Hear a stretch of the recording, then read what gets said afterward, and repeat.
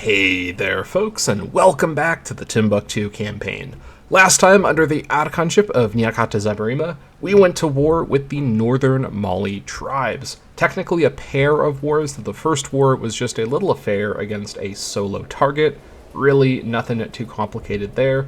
And the second war could have been complicated, as had been the case with the Jene War from a couple episodes ago, but we managed to avoid any shenanigans by employing some really brutal, aggressive tactics to brute force our way to victory before the AI could effectively hire the mercenaries necessary to defend against me. So victory was ours in the end, as expected, and we secured, along with some colonization, northern and central Mali. Now, the southern parts of Mali remain held by some of the southern Mali tribes, and they are in a kind of complicated web of relationships with each other and with the southern Jene tribes. And as I talked about last time, and actually for a couple of episodes, there's going to likely need to be a pair of wars against this mess of relationships down here, just to secure our southern territories now, both in Mali and in Jene. That's what this episode is largely going to be focused on, as we have a fair bit of manpower to work with, although we do even have quite a bit more manpower max we could get up to, but about 5k manpower right now is certainly more than enough for this kind of situation. And on top of that, we have a good government for a war episode, which is a sleek transition into talking about the government of Lambu Kamara. She was just elected at the end of the last episode. She, of course, is the traditionalist party leader, a rising star in the politics of Timbuktu, with her 9, 6, 10, 2 in stats. That's going to be 9 martial, plus 9% manpower recovery speed, and plus 9% army morale recovery. 6 finesse, resulting in minus 6% build cost and plus 12% national commerce income. The 10 charisma is particularly interesting, plus 2 claim fabrication speed. Not likely going to be a huge deal, because I believe we actually have multiple ways into these southern wars, but we will review that shortly. And of course, minus 0.10 tyranny. Quite nice, as I just sold a bunch of nobles into slavery and accrued a little bit of tyranny from that, mostly just because I'm running out of things to... I'm running out of consistent tyranny to lose, and I don't want to ever be wasting tyranny loss on no tyranny, so we have to run a bit of a balance with that. And her least impressive stat, 2 zeal, not a very godly woman indeed, but minus 0.02 monthly war exhaustion for what that's worth, and plus 0.02 monthly stab change. This has left us at stable stability at 65.54, though that's with Divine Sacrifices. Incidentally, Divine Sacrifices is running out in 38, so we actually have quite a long time before we need to worry about reapplying this episode. It's going to be in the latter half of the episode. We also do have raised taxes running for only another 2 months, more or less, so hopefully we get that event once again, but we'll see what happens. Now, incidentally, I think I might actually change Divine Mandate. This was obviously a idea that I adopted when I became a plutocratic republic, and certainly at that time it felt like a sensible use of the slot, but especially now that I have actually all of the different religious ideas unlocked, I actually have all of the ideas, every single idea of all the different categories all unlocked. I could potentially make some changes here. Now, I guess to be thorough, let me quickly review and see, and then of course I'll talk about our new Archon a bit more in a moment, but just because I'm talking about it right now, we do have some PI to work with here. In terms of keeping the ideas lined up, I definitely want to, because the 10% national commerce bonus is central to my commerce economy build, so there's no reason to change the categories I'm working with. But in terms of whether I want to keep complex tariffs and tax farming, I think I probably do. I'm trying to see if there is an argument for something else. Probably the options I'd be the most open to is city planning for the pop capacity bonus, though this is only really relevant for Timbuktu, and because we've made Timbuktu a metropolis, it's no longer as pressing of a concern. We now have plenty of pop capacity. I don't really need that bonus that badly right now, but of course we can, adopt it later on. Provincial loyalty plus 0.05. Let me take a quick check and see if that is actually something worth considering. Because even where things are a bit more dire, they're mostly under control, and I feel like I have managed my provinces sufficiently to not really need that badly, so I don't think I would change for that. Of course, complex tariffs I would probably keep no matter what, but what I might change is tax farming, and then Divine Mandate I probably will change. But with tax farming, I could change it to plus 3 capital import routes.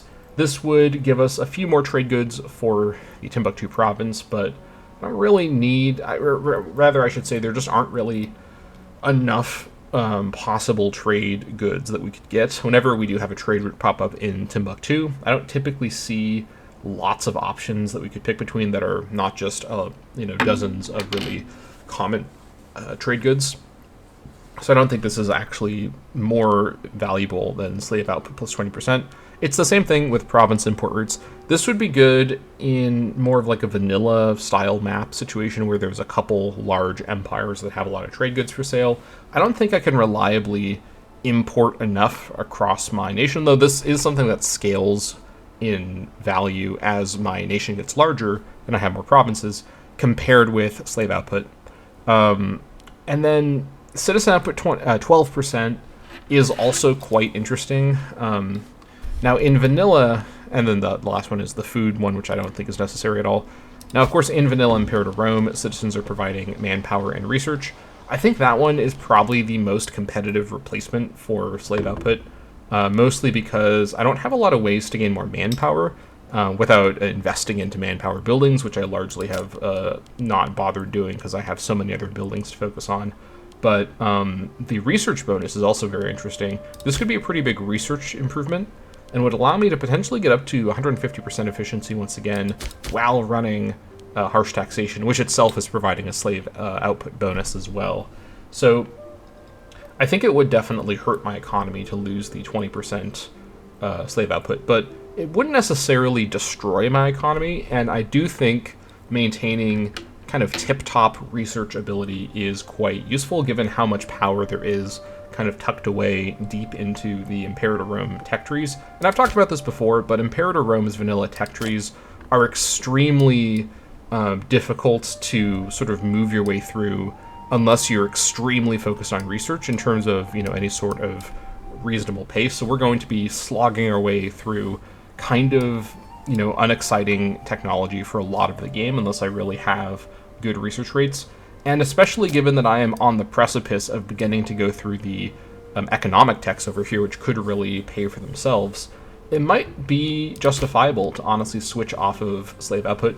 Now, I should note that I do have 67% slaves. I have over 1,000 slave pops, but most of their value for me is in producing trade goods that I'm selling. Of course, they are producing tax as well, but I'm really not focused on the tax economy here. And I'm certainly interested in switching this out ultimately for land appropriation reform. I may click this in a moment, but let me first do the religious change, which I definitely want to do, because I don't think monthly tyranny minus 0.04 is genuinely necessary at this stage. Now, of all the options I could go for here, I think institutional proselytism is the strongest option because I am still focused so much on conversion, but I am open to mandated observance for that omen power bonus.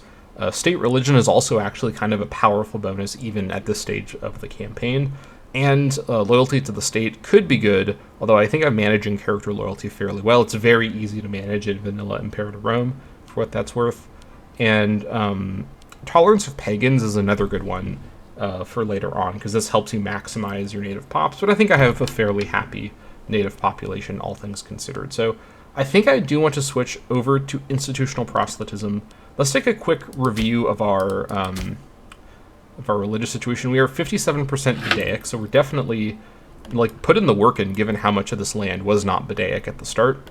And in terms of the progression, you can sort of see how much we have actually been, because these areas weren't Bedaic originally. None of this would have been Bedaic originally. We really are putting in that work, and we have a lot of new territory that we're trying to convert. Now, a lot of this new territory also, not just the new territory, but a lot of our territory is on religious conversion, and I have been attending to this pretty routinely. Now, Wakadu actually probably is ready to switch off of it, incidentally, so let me actually go ahead and do that now. It's 82%. I think over 80% is enough. I'm comfortable switching it over to now cultural assimilation, so I'm just going to go ahead and do that while I'm looking at it. And then other than that, let's see. I think Wooly is ready to switch on to religious conversion. Let me just actually do this while I'm looking at it. I know we're delaying the start of the episode by not doing the government review, but this is important as well, and this is actually a good format for me to do this with while I'm talking about these matters. Bundu is ready to switch over to conversion. Yeah, that's fine. Bakunu is fine to maintain for now. Maybe it's a little dicey, but actually, are these? I think this is sustainable. I think it's sustainable. Bakunu's actually ready to switch off of religious conversion because I've been focusing on it for such a long time. Switch it on to cultural assimilation. Sagant needs to keep with it, though that is working away at it. Sela is way too valuable to switch off of encouraged trade. Although, you know what? I think I do want to actually eat the big loss in money here that we're about to get. I do need to make some of these far-flung places start to convert, because I need to make sure my conversion bonuses are being fully realized, so that's going to bump us down to 61. It may be more, it'll recalculate, but I will make that change. I also may now actually go below 40 PI, which means I won't be able to do 2 idea changes. That's fine. As long as I have 20 PI, I'm okay with that. Torat is fine as it is. Or I should say it can't afford to go to conversion. Well, yeah, with this population, it's still converting a little bit. Like, this just speeds it up, but... Or Dhaka Jalan. I'm going to switch it over. This is also going to be an expensive loss of that bonus, but I think it's worth it ultimately to get all this conversion done. Bambuk, same situation. Once I verify this place is going to be fine, it is going to be fine. All right. Diaphanu, let's see. Hold on. Yeah. This place here is actually fine to leave as it is. Joloff, I want to switch it over to conversion. All right. And then Tichet is not very valuable, but do I change it over? It's so low population, I think I leave it alone for now. To Krur, I can change over to conversion. Wagadu stays. I looked at Wagadu before, I think. And then over here, Gadamis can remain. Actually, yeah, I'll leave it alone for now. And then this is all fine. This is all fine. Okay. Yeah, so with all that done, I think what I may do actually is, where was it? I think actually Central Urban Spaces looks a little better, seeing how many of my provinces are just below the 0 threshold, because getting all of them to have either slightly slower downward trend or reversed up, like slightly upward trend would be quite nice. I think I actually am going to adopt Central Urban Spaces now, and then in a couple of months, then switch Divine Mandate over to institutional proselytism. I think that's probably the responsible way to handle this. Land appropriation reform is a good thing to go for later on, but this basically is a change that supports the focus I'm putting onto conversion, which I think is smart. So let me switch over to Central Urban Spaces. All right. And that brings us down to 11 PI. Now let's quickly review, where are we still seeing negative trend? Here it's flat. Here it's basically flat, and these are at in the 60s, the 70s. Yeah, this basically has completely resolved all of my downward trend problems. So now all these places that are like in the 40s and in kind of a risky spot, I can run these more aggressive policies that are not going to help with loyalty and get away with it. So I think this is smart, and then I will shift Divine Mandate over to proselytism in a couple of months. So that is that. Okay, where was I? Back over to Lambu Kamara. She is the trad leader. Trads are in charge. They want me to do conversion, so I guess I am kind of working on that, actually. And I don't know if they can force this through or what that looks like. Now, we have some Senate support problems because the Democrats have inexplicably gained enormous support. Everybody has turned coat over to them. I don't know what in the world happened here, but they still have no approval at all, and they're furious at my current government format. so I need to make some pretty serious changes. I also probably need to do a few things to appease them because of their sharp and inexplicable support, or I should say a control explosion. Now, incidentally, another trad, my current Augur, Sibiri Tielabele, is the expected next Archon. We'll see if she gets it. I don't know if I really need a high Zeal Archon that badly right now, so I may meddle in this, but we'll see. I'm not going to make any commitments right this second. But as for my governors, let me just quickly review where everybody is. So, of course, Lambu Kamara, who is a minor character, incidentally, is the current Archon. And then we've got BC Zabarima from the Zabarima family, Governor of Gene. Pretty happy with him, and he has no corruption, and he's pretty loyal, so that's totally fine. Silman Bulsa with no corruption and good loyalty is still my Songhai governor. He's actually, I think, a little wasted out in Songhai because he has such strong stats. I may honestly promote him to a better governorship, possibly the Zholoff governorship, where he would...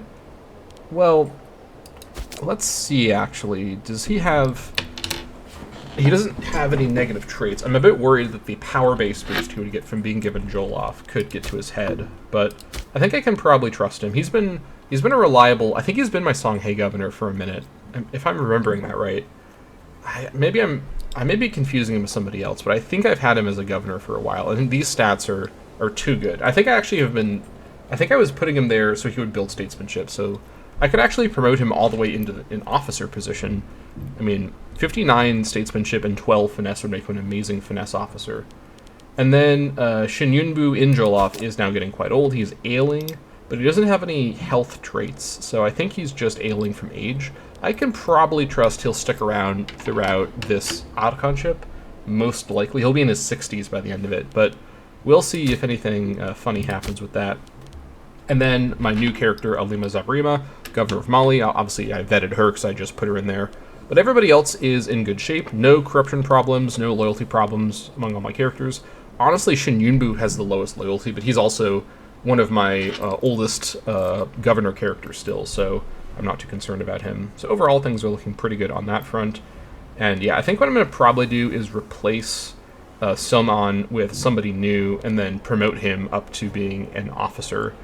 With that kind of statesmanship, he's definitely ready to be one of my finesse characters. Speaking of which, let's go ahead and replace everybody everywhere. Let's just go through the list. Standard business. I need to make sure I'm making some appointments here that get me on board with the Democrat faction, which means stacking the parties, or stacking the positions with the same family, basically, to avoid multiple content or grateful families. Alright, let's go ahead and replace everybody. So let me just go ahead and fire all of the people. And we will start from scratch. Okay, so first of all, I think I will go ahead and replace you with, let's see, ideally someone who's not going to count for a family, so I can avoid that. Now, actually, with the governors I currently have, what are we looking at in terms of the family situation? Right, we've got a Zabarima, we've got a Bolsa, an Isawagan, and then 2 minor characters, and then obviously the Archon's a minor character. So we should have, at this moment, 3 content families only. Let's see. It appears that that's what's... We do have a grateful family still. How is that the case? Who? Which... Actually, I can just look in the family tree. Who's grateful? Oh, the Zabarimas. Oh yeah, the governor of Mali is also a Zabarima. Okay, that's fair. Which means I should probably focus on Zabarima appointments, unless I don't have anyone good to work with. Yeah, there's a couple good stats here, yeah. Including Nyakata, who has really good charisma. We should make use of him. This is probably fine. So let me avoid... yeah, okay, let's figure this out from here. So, first of all, with the research positions... you know, honestly, given what I'm dealing with here, I think the best thing to do is still appoint for merit, and then just do a lot of politicking with the Democrats. The other thing I can do is, by trying to avoid... Well, here's what I can do, actually. I can confiscate from the family heads to get some approval from the Dems. I think I should do that, but I should do that after I do everything else because they may lose approval from some of my actions with appointments. I don't want to have the approval lost count. So what I'm going to do actually is, first of all, appoint low statesmanship, high base skill. So like Layla Sankara should be, I think she was previously my researcher. She should probably just be reappointed. Although Semu Askia as a minor character has a leg up in this situation here. So also this guy here is good as well. They're both good for this position, but not for anything else. Okay, well, let me go ahead and assign... well, for research, I think I do need to go all out. So, Layla Sankara, I'm going to reassign you as the researcher. For civic advances, let's see. I think I'm going to assign Hawa... I'm going to assign you, Hawa Cow Cow. I think I may have been using you before, but if I haven't been, I'm going to assign you now. Low statesmanship, high natural finesse. As usual for this campaign, not many good finesse characters. Now for the oratory advancer, I could assign Nyakata Zabrima. I consider the Zabrimas a safe family for this cycle. He is a little corrupt, but it's fine. Although, as with 100 statesmanship, I should really use him as an officer, to be completely honest. I think instead I'm going to assign Hawa Zabrima, because her statesmanship is lower. She does have 10 charisma, which puts her on par with the other options here. And yeah, she has good loyalty, but I can't be too picky right now when dealing with Democrat power. Alright, for the religious advancer, let's see. Probably Dafi Zabrima. Low statesmanship, really high natural zeal. Yeah, this is a younger guy. I need to try and set him up as a zeal character for later. Yeah, so there we go. Alright, this is a pretty good spread, honestly. Alright, over in the government, well, first let me see. How do the parties feel now? Democrats are barely okay with everything. Oligarchs are mad. And I don't necessarily want the oligarchs to actually be losing this much. Oh, the oligarchs are also mad that Lambu is the Archon. Why are they mad about that for? They're mad that a trad member is the Archon. Democrats not like that. Both parties are furious that a trad is the Archon. Really? Well, that's unfortunate, because I can't do much about that.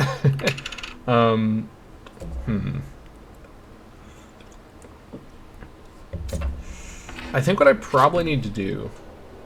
I think I probably need to assign an oligarch censor, because I can gain Democrat approval fairly easily, and oligarchs have much more approval to lose, basically. So let me assign... Actually, this is perfect. I'll assign Nyakata Zabarima as the censor. There we go. Big party approval from that. That basically... Yeah, that gets that stabilized. We can now be more ruthless with not having as much family. Although, that being said, assigning a Democrat censor would allow me to get away with more family, with more meritocracy. So maybe I actually go the other way around. I don't have anyone amazing. But, if I were going to assign, it'd probably be Yentema Isawagan, because he has so much statesmanship. His actual charisma is not amazing, but no one else is going to have enough charisma with their current statesmanship.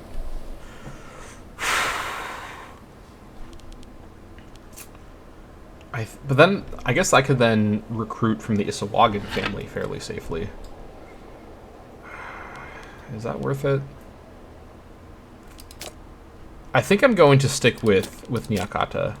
He's such a good character, and honestly, I don't think I need that much AE change right now, and he's only really good for censor. He does have pretty good martial as well, and it will keep him there. Anyways. Alright, so Magistrate, let us assign... let's see. Yeah, I'm going to assign Nawalagma Moga, who's a minor character.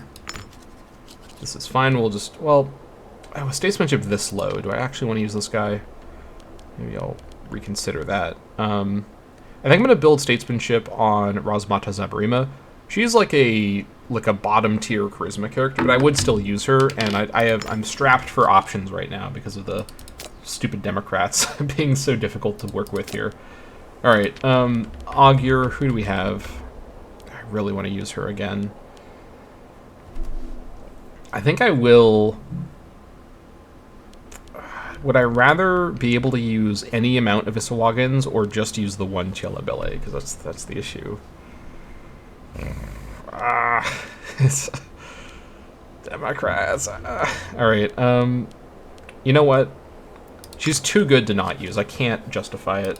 Democrats are going to be mad about this, but I can gain their favor by doing political stuff. I can get above 50 with some political actions without too much trouble. So we'll ride this out. I need to have good officers at the end of the day, and I have to just deal with the political element to it. All right, High Priest. Let me bring in this guy here. He is fine. Statesmanship's not amazing, but we don't have much. You don't have many options here, so we need to work with what we can get here. Also, let me give him free hands. Okay, someone had a slight reaction to that, but it's not that big of a deal. Okay, let's see. Tribune of the People. Who do we have? Kongba Zabarima. I'll build statesmanship for you. 46. You're young enough that I can make use of you still. And I'm going full Zabarima here. Physician, let's grab... we're really scraping things now, but you could be a swing marshal or finesse character, just build some statesmanship on somebody who doesn't get me Democrat ire. Tribune of the Soldiers, let's see.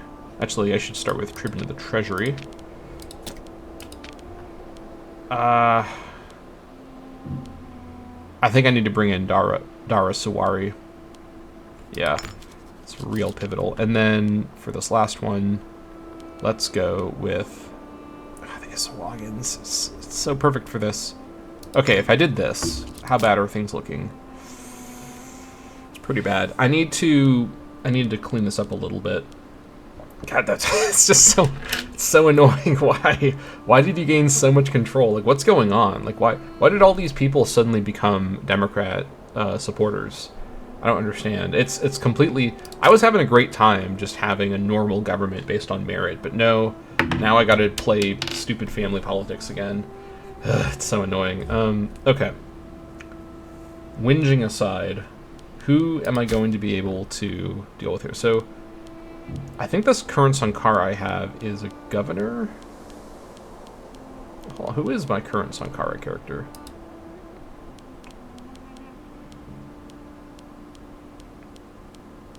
Oh, it's a researcher. Okay, I need to drop her. That's unfortunate, but I literally have to. It's a matter of, like, the stability of the Republic at this point. So that's a huge shame, but I'm sorry, Layla. You know, I just can't. Politics.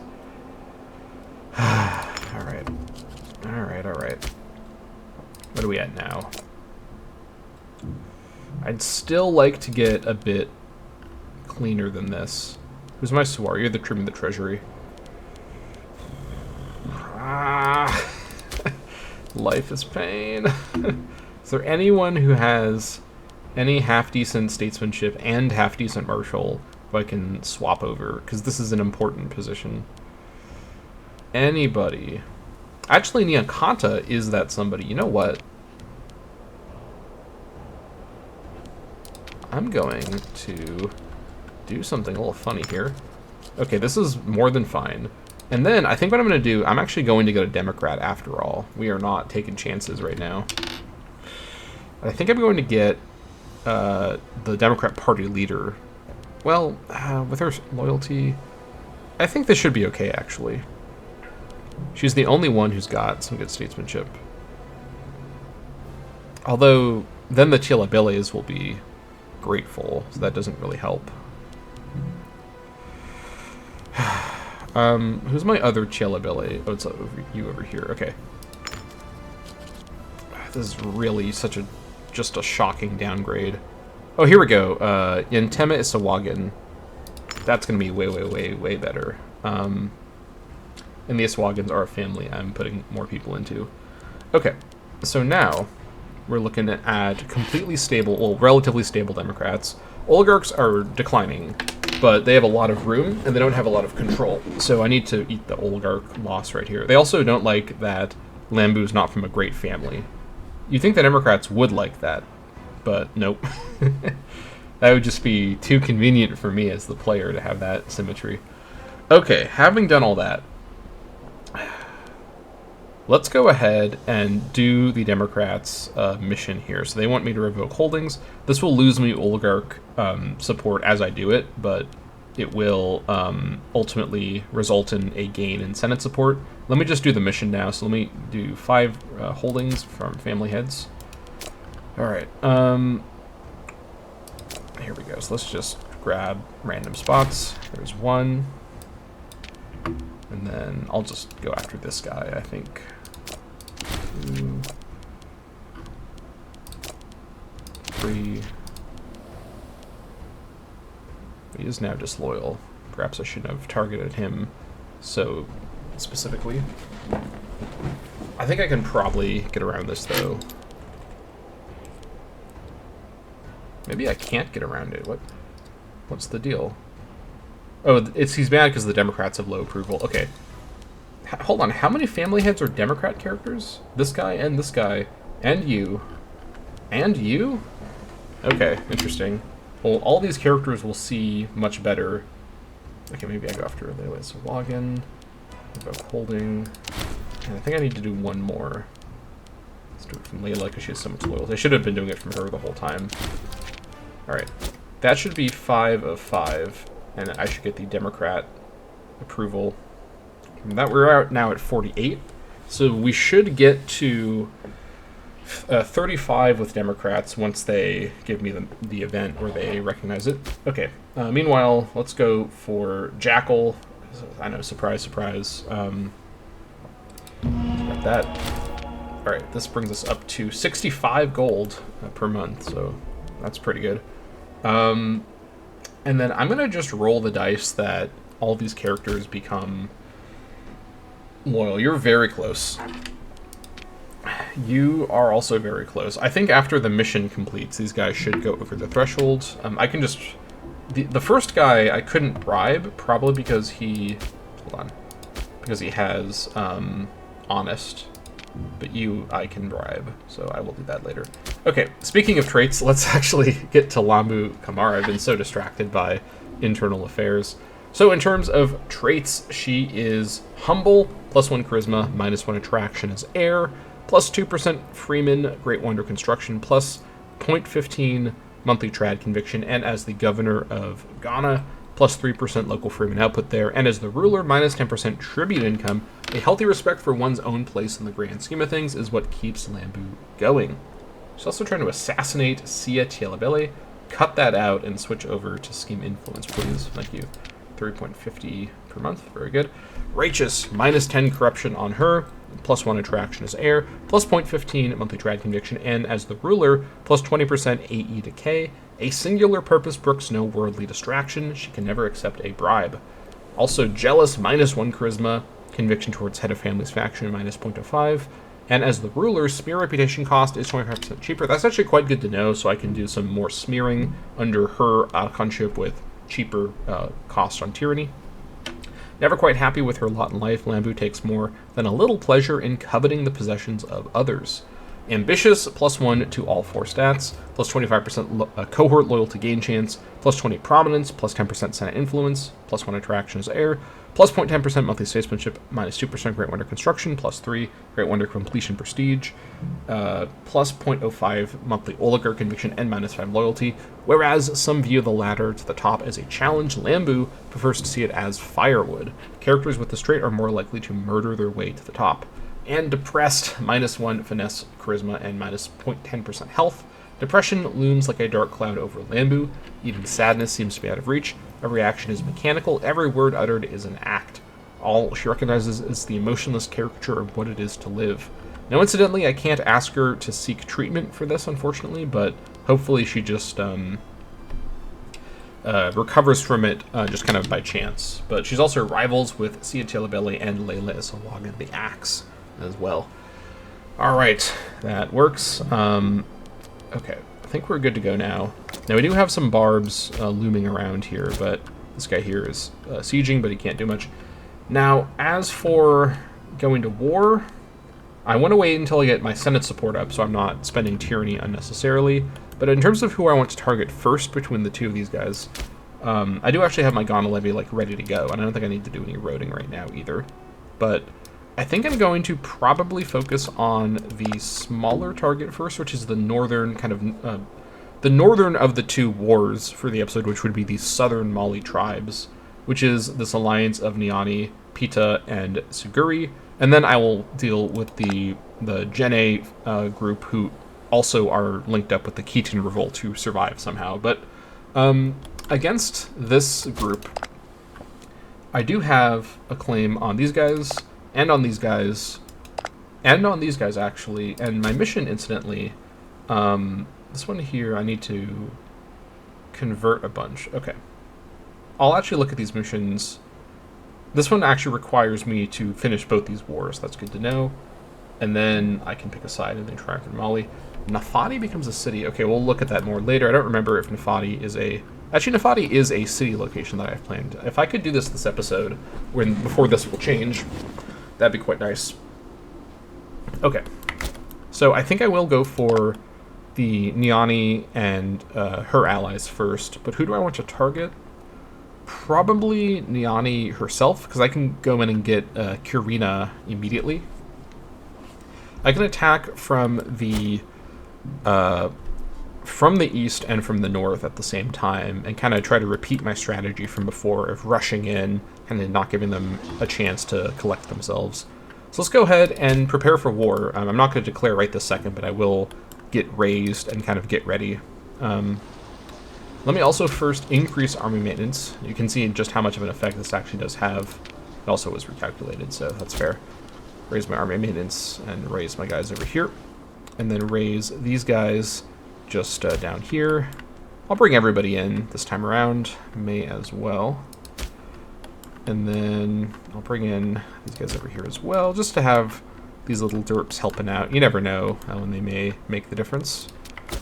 Alright, so let's go ahead and first of all, I'll just go down and kill these barbs really quick.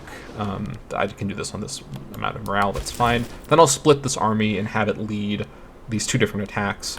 You guys come on down to Timbo, and then you guys can come over here to Kulakoro. You can see them following the road the whole way. That's quite nice. Alright, I think we're good to go ahead and unpause. Is there anything else that I need to do right this second that I will curse myself for not doing before I unpause? I got my omen. The claim I have from the last episode. I think we should be good to go. Yeah. Let's do it. Let's go on speed 3. And any moment now, Democrats should give me big props for doing what they wanted. You guys come around there. You guys come over to Timbo. Barbarians defeated. 4.11 gold. We're rich.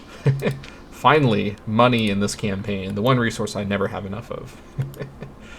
But yeah, if there was a way I could directly convert money into other resources through this game's various like exchanges, that'd be neat. But it's mostly through indirect means, which I guess is accurate. But yeah. Anyways, on we go. I guess, did any of the Ghana policies change? I don't think the capital region sees policy changes when the new governor comes in normally. But let me quickly verify that I'm not completely wrong about that. Okay, you actually let me just do it like this. Yeah, 70%. You keep at it, and then up here. Oh yeah, this is actually no wait, 70% as well. So yeah, keep at it. All right, here come the boys. Here it is. Aims of Democrats realized. Partisans of the Democrats are practically falling over each other to congratulate Archon Lambu for defending their interests in the Assembly of Timbuktu. Pandering to the desires of the common people has increased the support we can expect from them for the time being. Politics is a game of compromise. All right. Great. Flocking to the banner, the honorable people of Bakunu have turned out in droves to see the renowned general Shinyunbu Nalerigu leading his troops on the way to greater glories. A delegation from Bakunu has requested the honor of sending a number of their young men to join the army of Shinyunbu, citing their virtual fanaticism as a great boon during the warfare. I mean, I guess our Zholov governor has marched to war a couple of times. I don't really consider him like a renowned general. Like, he's mostly been focused on just maintaining his governorship, but I guess I could get 5 loyal cohorts of random types. I don't know if this is very useful. Or I could do this, and this is a terrible idea. I could gain Bakunu getting a really punishing provincial loyalty modifier for 10 years, 10 loyalty loss on Shinyunbu, and 5 stability. What in the world is this option? This is like, who would ever not go for this? What could go wrong? Sign them up. Alright, where did they appear? Oh, they're just over here. So they are just random kinds of units. Okay, well, sure. Are they, like, loyal to the... Okay, they're loyal to him. I guess that's fair. I guess, like, this event could be a problem if, like, I was worried about Shinyunbu's power base, but... Actually, it is quite a big power base boost, in fairness.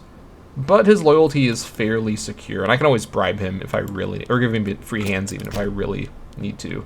Whoops. Stay there. Alright. That's fine. More soldiers, I guess, for me. That is no big deal. They're going to probably despawn when the war's over, so nothing too exciting with that. Attachment allowed. You guys attach. Alright. I'll actually have you guys come to Kirina, and then the other guys will come over to Niani by way of Kirina, because I think this is probably the fastest way. Actually, the fastest way is probably from Figueira through Wasulu or Kongaba. But we'll go as a group to Kirina just to cover the horses, just to be on the safe side. Alright. Here we go. We go to war with Niani. They will call in Siguri and Pita, as expected, to take Taban. That is... Okay, Taban is this province over here. Okay, where is the Taban capital? Hold on. It's over here at Kati. Okay, we'll just go to Kati with the horses as well. No big deal. Alright, declare war. Here we go. Let's do it. Alright. You guys, let me actually split away the original horses that this force was actually bringing. You guys go to Masala, and then everybody else go for, let's see. This army's a lot larger than I've been expecting it to be. Let me split these guys apart. You actually go to Didabo, and then you, under my control, go to the capital, which I'm going to likely sack. So we'll do it like that. You go to Karina first, and then you guys... yeah, you guys... You actually detach, and you go for Kati slightly hesitantly, and then you come down to Niani and get going with that. And then we will react as it happens with movement. But I'm gonna try to be really aggressive here, really push for it. Also keeping an eye on my PI. Once I have the sufficient PI to do my next idea, I will go for it. Alright, let's trade with Oyat. That's fine.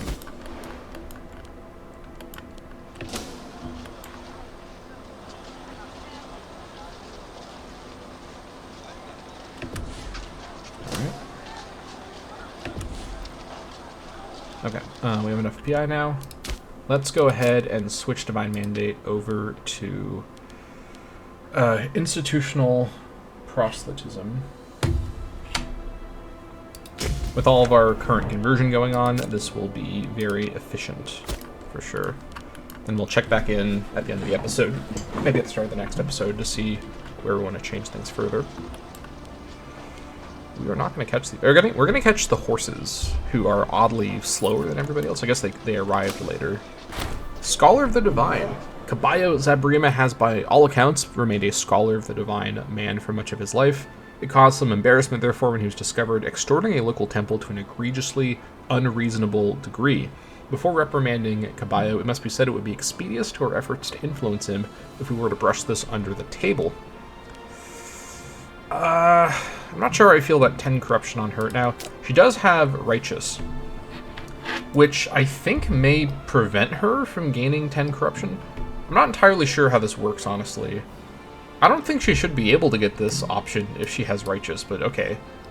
Minus 10 from righteous. Does she gain 10 corruption and then lose it like normal? Does it not count under the righteous framework? Or, because this is completely free. I mean, it's a very, very, very minor PI loss from him losing a bit of loyalty, but this is completely fine. I can't do a sanction on her because she's the Archon. Her actual corruption loss is not actually very high. It's only minus 0.04. So here's the thing. If I was 100% sure that her having righteous overrides this and keeps her at 0 corruption, I'd go for the more PI. But because I'm not sure about this, and I don't have much corruption loss right now, I don't want to deal with a partially corrupt Archon who I can't sanction because I'm playing as her. So we're going to go for the slap on the wrist just to be safe. This does now bring us back up to some good PI. We're going to save our PI for now. There we go. You head over to Kati to reinforce those forces there. Subornia wants my horses from Jene, sure. Right. Actually, we ended up attacking a bit more than I was expecting, though we're still going to be fine, obviously. This is not a very serious danger here. Alright, you guys come down to join these guys. Battle of Niani proceeding. Fortress under siege. Alright, there are other fortresses under siege. We also killed half their forces at Niani. Very good. These guys are going to run into my forces up here. There we go. You guys come down here to join for... Yeah, the 2 infantry will join for the assault at Niani. I think I probably do want to... Well, honestly...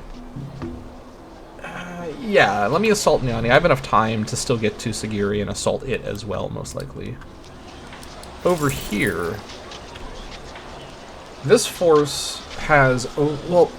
It only has 3 infantry. That's probably enough to do an assault here with 300, but I'm not super confident. I do have the much larger army right next to it. I could just bring this army over and do an assault with everyone at the same time, and then have everyone go and assault Pita. But I think the thing is, again, the tricky part here is I'm racing against everyone hiring gigantic mercenary armies that I can't really fight without hiring mercs as well, or like buying them off. And while I can do those things, I'd rather avoid the mercenary slog phase of every war that I'll be in for the rest of the campaign. I'm going to divert these guys over to Didabo and do a combined assault over here, just to try and get Pita then either under siege or assaulted. But yeah.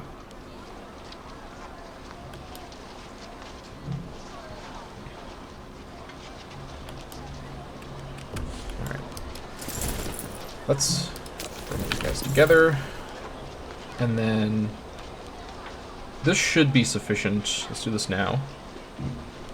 Do I wait 11 days? No, I don't want 11 days. I'll do the assault now. Then over here, let me do the assault with everyone here.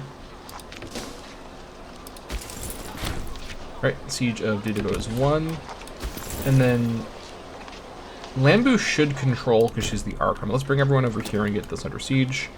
Now that we have this fort, we're definitely like... Oh, hold on. Here come the first Merc hire, so I'm glad I'm paying attention. 7 cohorts is not too scary, but this threatens both of my 2 fronts, basically. I mean, it doesn't threaten it that severely, but it certainly is a... It is a factor to keep in mind, so I need to keep an eye out for more Merc hires. This could certainly like go and start resieging and be a problem there, so let's keep an eye on that. Here comes this assault victory. Sacking of Niani. Lambu Kamara has led her men to glorious victory during the siege of Niani. The enemy fleeing disgrace, and all that is left is to decide on how to treat the residents within. Needless to say, these spoils of war like that caused those back in Timbuktu to admire Lambu greatly, but leaving such wealth in the hands of one man, the hands of one woman, my goodness. My apologies, Lambu, I did not mean to be in that headspace. In fairness to me, I have read this event out loud probably hundreds of times. I don't know why I always read this event out loud, it's just so automatic for me, but to credit to Lambu, who is in fact a woman, last time she checked, she is in fact a woman, could cause problems in the future. Alright, so how much do I care about Nyani? Now, I actually may care about this a little bit because it is a farmland on the river. I think I may have pointed out that this is actually one of the best tiles in the province. Now, Sigiri is also quite a good-looking tile. It's also a capital I'm going to end up sacking in just a moment here. That being said, the population here is going to be wrong religion and wrong culture group, I think. Let's see. Yeah, this is all wrong culture group. So even though these are good locations, I actually don't mind depopulating them because I need to replace their population anyways. So yeah, let's say none shall hide. It can certainly survive that kind of damage. All right, having done that, let's bum rush our way into Sigiri and see what we can do down here. Maybe after a tick for recovery. Alright, Sigiri's under siege. Well, hold on. Here's another Merc force. I'm glad I have some line of sight here, though this is a bit risky. No one's going to get here in time to kill these horses. I should have had the horses follow them, though. That was technically a mistake. Alright, so this is 9 cohorts down here. Now, the 9 and the 7 individually are still weaker than my armies, especially when my armies have their manpower and morale recovered. However, the 2 linking up could be a danger. Now, because it's different AIs that hired them, I don't think they're going to link up unless it's like by accident, basically. So I think we're going to be okay, but I'm certainly going to keep an eye on that. This is a little alarming. We'll give it the tick. Yeah, with the garrison recovery over the month, I'm not super sure how this might go. I definitely need to give it the morale tick. Well, do I? Yeah. Also for manpower recovery. Alright, there's that morale tick. 10 assault power. I'm not super sure how feasible this is. What are we actually assaulting with? I need to actually count the numbers, not just look at the actual unit. Like, I need to count the manpower numbers. So we're assaulting with 800, so 1600 roughly, 1800, 2800. Yeah, we're assaulting with about 2800. That's probably going to be fine. Actually, I think I'm being pessimistic. This is definitely going to be fine. Let's order the assault before they recover any more of their garrison. With the mercs right here, this is definitely not a very, this is a very aggressive move, but I need to press my advantage right this second, basically. Now, getting these other... actually, you know what? I don't need to get this one, which is very good, because this is over in Guinea. I'm fine to leave these guys in Guinea. Same thing with these guys over here.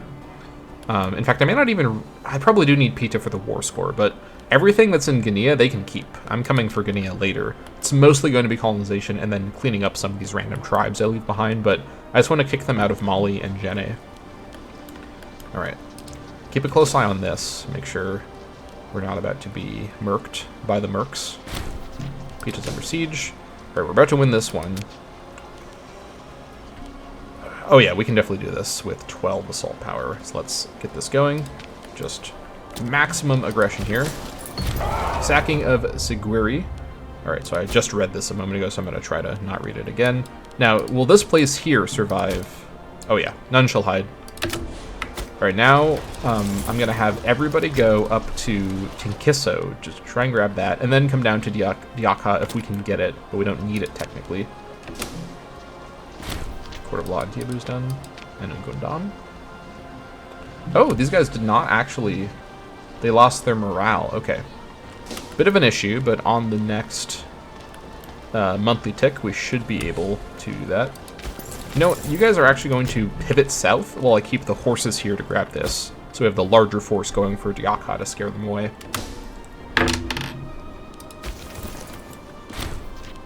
Ogo Academy is done.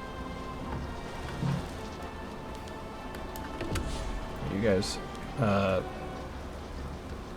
complete the assault here. Not quite. Okay. Morale problems. Alright. I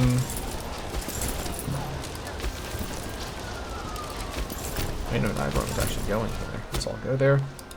This will be won shortly. They're building morale, so I need to finish this war kind of soon. I need to just finish this assault over here mainly, and then we're going to be good to go.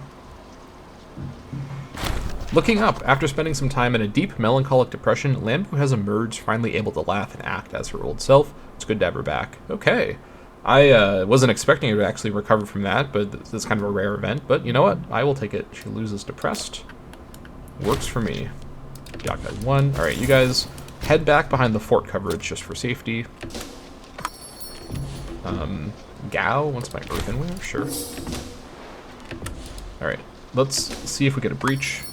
Oh, we just won the thing already. Sacking of Pita. Alright, this place here, I'm probably just going to do None Shall Hide. It's kind of pushing it, but I don't care at all about this tile. Alright. That is the war concluded, but I'm going to wait for this to switch over to control, from control, so I get as much war score as possible. And then we should be good to do a peace deal. Arlet wants my horses. Sure. Alright, 84. Alright, so let's see what we can do here. I would like all of this. Alright, so what this does is it excludes all of the Gania territory, but it gets all of the Jene and Mali territory. They don't quite agree to this, but they will agree to it soon. For some reason, Balato is not being taken automatically. I don't know why it's not. Is there another war participant I don't know about? No. I guess we'll go get Balato. That's probably enough. And then these mercs are standing here to keep this from being taken, unfortunately. I may be able to scare the mercs away with a movement. It's kind of risky, but the AI does react to that sort of thing. Let me see if I can get away with that. I just need a little bit more war score, and we should be able to get this deal. But you know what? You actually wait. I don't want you to get murked.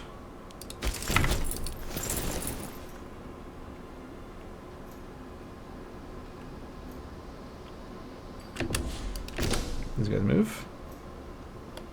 They won't actually... Oh, you know what? Hold on. These guys will leave. I get there after them. I'll kill the Levy that's here. Okay, sure. I'll take that completely free victory. Okay, now they're all going to try to leave, but I will catch the little force there. Alright, I may as well get this little win right now, just to get it. Right, there's the little stack wipe. Okay, still not quite there, but we're closer. After the tick, the next tick. Actually, once I get this, they're going to probably... Actually, you know what? Hold on. This will be taken automatically. Let me try to keep scaring them away. Huh? Oh my gosh. Jeez. 11 cohort barb stack? Alright, this is a bit of a problem. So Godemo's not a city currently, but I certainly don't want barbs taking over a province or something. What are you going to take to leave? I really can't afford to deal with you right now. Alright, you know what? I'm about to finish this war. I'm going to come get my revenge on you for pulling this right now in just a bit, but my armies are a little tied up at the moment. Let's just wait for this to be seized automatically. More mercs coming in. The 12 stack there is alarming. Fugitives cross the borders, fleeing the dreadful war with Tuskia. A number of important dignitaries have managed to escape to our lands, hoping to find refuge. Our advisors recommend against giving them asylum due to the fragile political circumstances in our region, and indeed much favor may be gained with Tuskia if we were to finish the job. So these are a bunch of random Italian nobles are coming here. Oh, also another event just like it. I guess we have to welcome them in. I don't know where my other options are. Is there some reason she automatically... I mean, she's cruel, so you think she wouldn't go for it? I guess we get these random characters? Okay. It's a bit strange. But 100 war score, they will agree to the peace deal now. And I couldn't... I might be able to demand... Actually, I probably could demand that they become tributaries. I mean, why not, honestly? May as well throw that in there, too. So this would be... who would this be? Pita and Saguri, I assume. I could make them my tributaries. A little bit of war score, or a little bit of AE, but that's, you know, it's not that big of a deal. And the money is certainly nice.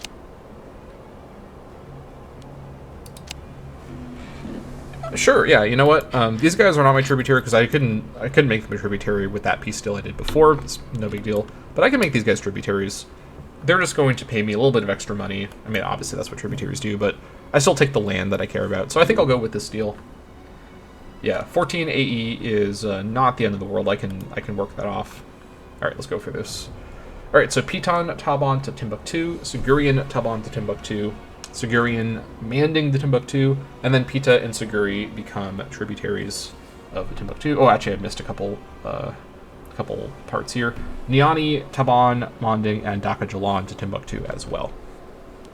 All right, here we go.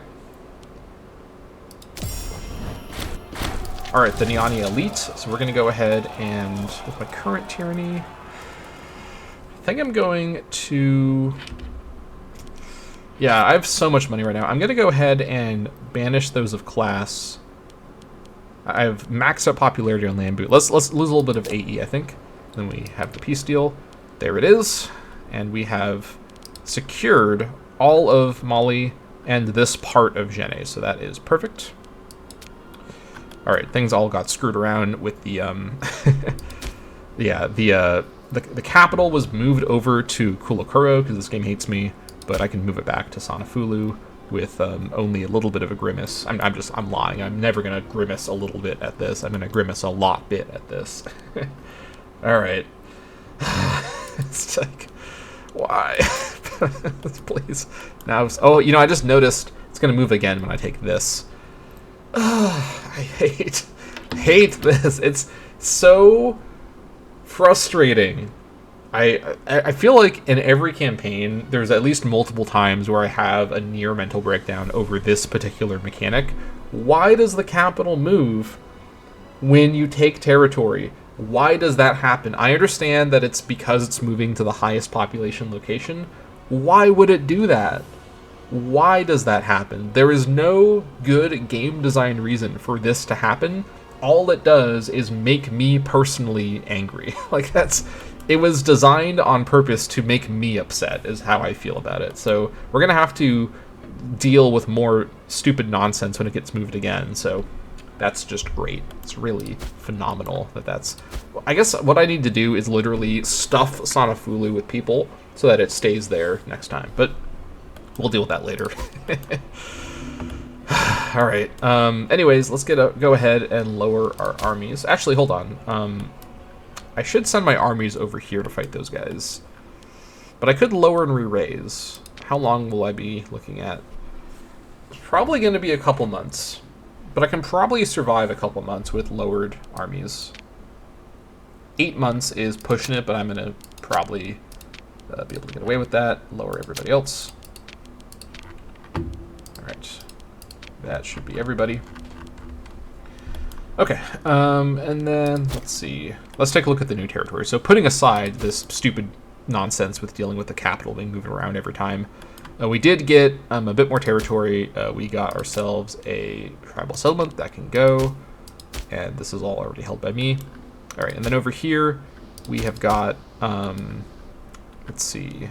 I believe it was the Taban province that we didn't have before. Yeah, I believe so. We got ourselves a provincial legation. That can go. That can stay, actually. This can go. This can go. This can go. That can go. This fort can go because the capital won't be here. Slave estate can go, and this can go as well. Now, as for where the capital is going to be, now I will have to move it again when I take this. I guess I could actually just wait and not set this stuff up until I do the next war. just to be thorough and not having to deal with this too much. I should probably do that, honestly. I should have also not moved to the capital until the next war. That was a mistake. But what can I do? It is what it is. So, okay, over here, let me just deal with the buildings I do have here. Provincial legation can go. Barracks can definitely go.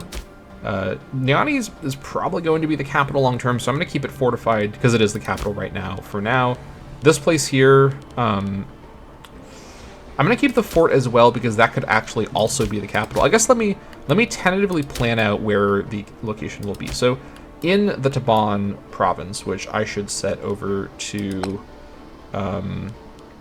conversion. Yeah, definitely conversion. And over here, same deal. Set it over to conversion. Right, but in the Taban province, where should the actual capital be? It's an entirely dry province with no farmland, and I think no river access as well. Is this on the river? Okay, actually, Sulimana is weirdly on the river. I guess it technically touches the river by Bafulabe. It's too close to Timbo, though, so it doesn't make sense for... I guess here's the thing. I was hesitant about, or I was kind of in between having either Timbo or Kadugu be the capital. Timbo could be a city, but Sulimana could be the capital down here, with Kadugo being the capital up here. Or I could go for some other place in this province. Is there anywhere else that's on a river whatsoever? I don't think so. Now, in terms of locations in the province that are in a good spot, okay, so assuming Kita as a city and Timbo as a city, and then let's assume for a moment Niani and also potentially Sigiri as cities, and one of them being the capital. With these places in mind, probably I'd be looking at either Kanfara or Furia or Taban. Taban is the right distance from Kita. It's the right distance from Timbo. It's actually also the right distance from Niani. That's a bit far from Sigiri, but, you know, Niani would also be a fortified city. It's actually also the right distance from Sun. Okay, that actually does conclude my contemplation about this. Taban, which is also the name of the province, I didn't even think about that, but that's an even better advantage there. Taban will be the capital of the Taban province, but I'll move it there after I take this stuff from the Khitan revolt in the next war, just so I'm not tearing my hair out, and I have so little hair left to tear out. But anyways, it's like a mechanic, or like a, because it's not technically a bug. It is something that is based on a system that you can learn, right? But it is such a frustrating part of conquest that when you forget about it and you move the province capital around preemptively in situations like this, it just feels like you're being punished for planning out your empire, you know? All right, enough yapping. So down here, I think Niani will be the capital in the Manding province. I don't think there is a Manding like tile here. Doesn't look like it. Yeah, and it could also be Siguri. I think Siguri will end up being like a second city location just because it's farmland on river. But other than that, this province is not too impressive. Niani is also, by the way, so it'll be the right distance from Taban, but it's otherwise not really that close to anything else. But I may also make Makenta a city as well later on. I mean, down here, Chitoma is... but that's all Guinea stuff. I'm a ways away from that. We'll see what I want to do, but I for sure will make Niani the city first, because Siguri's a little further away for really no good reason. Yeah, it doesn't have any good like coverage or anything. So let me go ahead and destroy the Siguri fort, but we'll keep Niani. Now Niani will probably lose its capital status because this game is great, but I will move it back after the next war. The next war will be also in 8 months. So, or it'll be in about a year, because I have to then wait for everyone to move around, but that's all fine. Now, with my PI that I built up, let me remind myself, I'm looking at 38 for that, so we have a ways to go. For my PI, let's, do I want to change one of my laws? I've been talking about changing laws for a moment, but I've not done too much with it. I think, all things considered, switching over to deny priest and senate could Like, we would have so much pop conversion, but I really want to start transitioning to pop assimilation. That we're going to see, like, pop conversion does help with, like, provincial happiness and, like, output a little bit.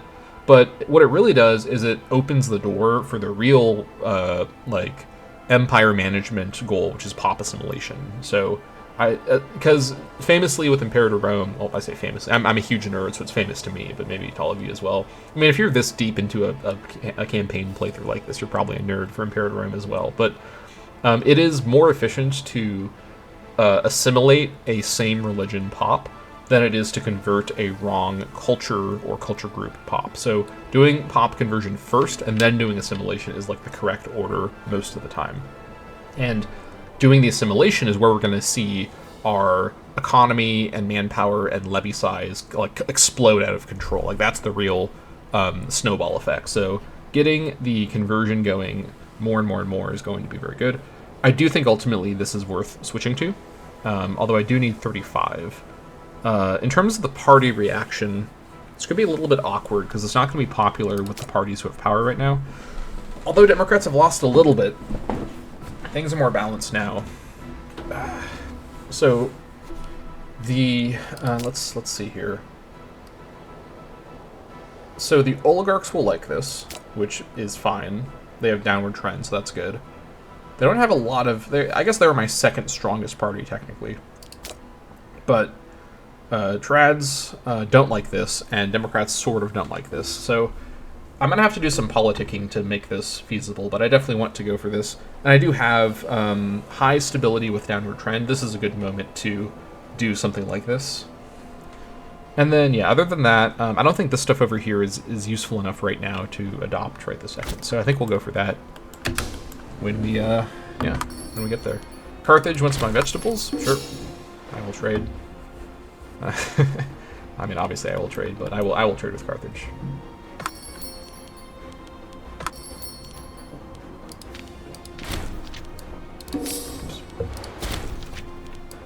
Huh?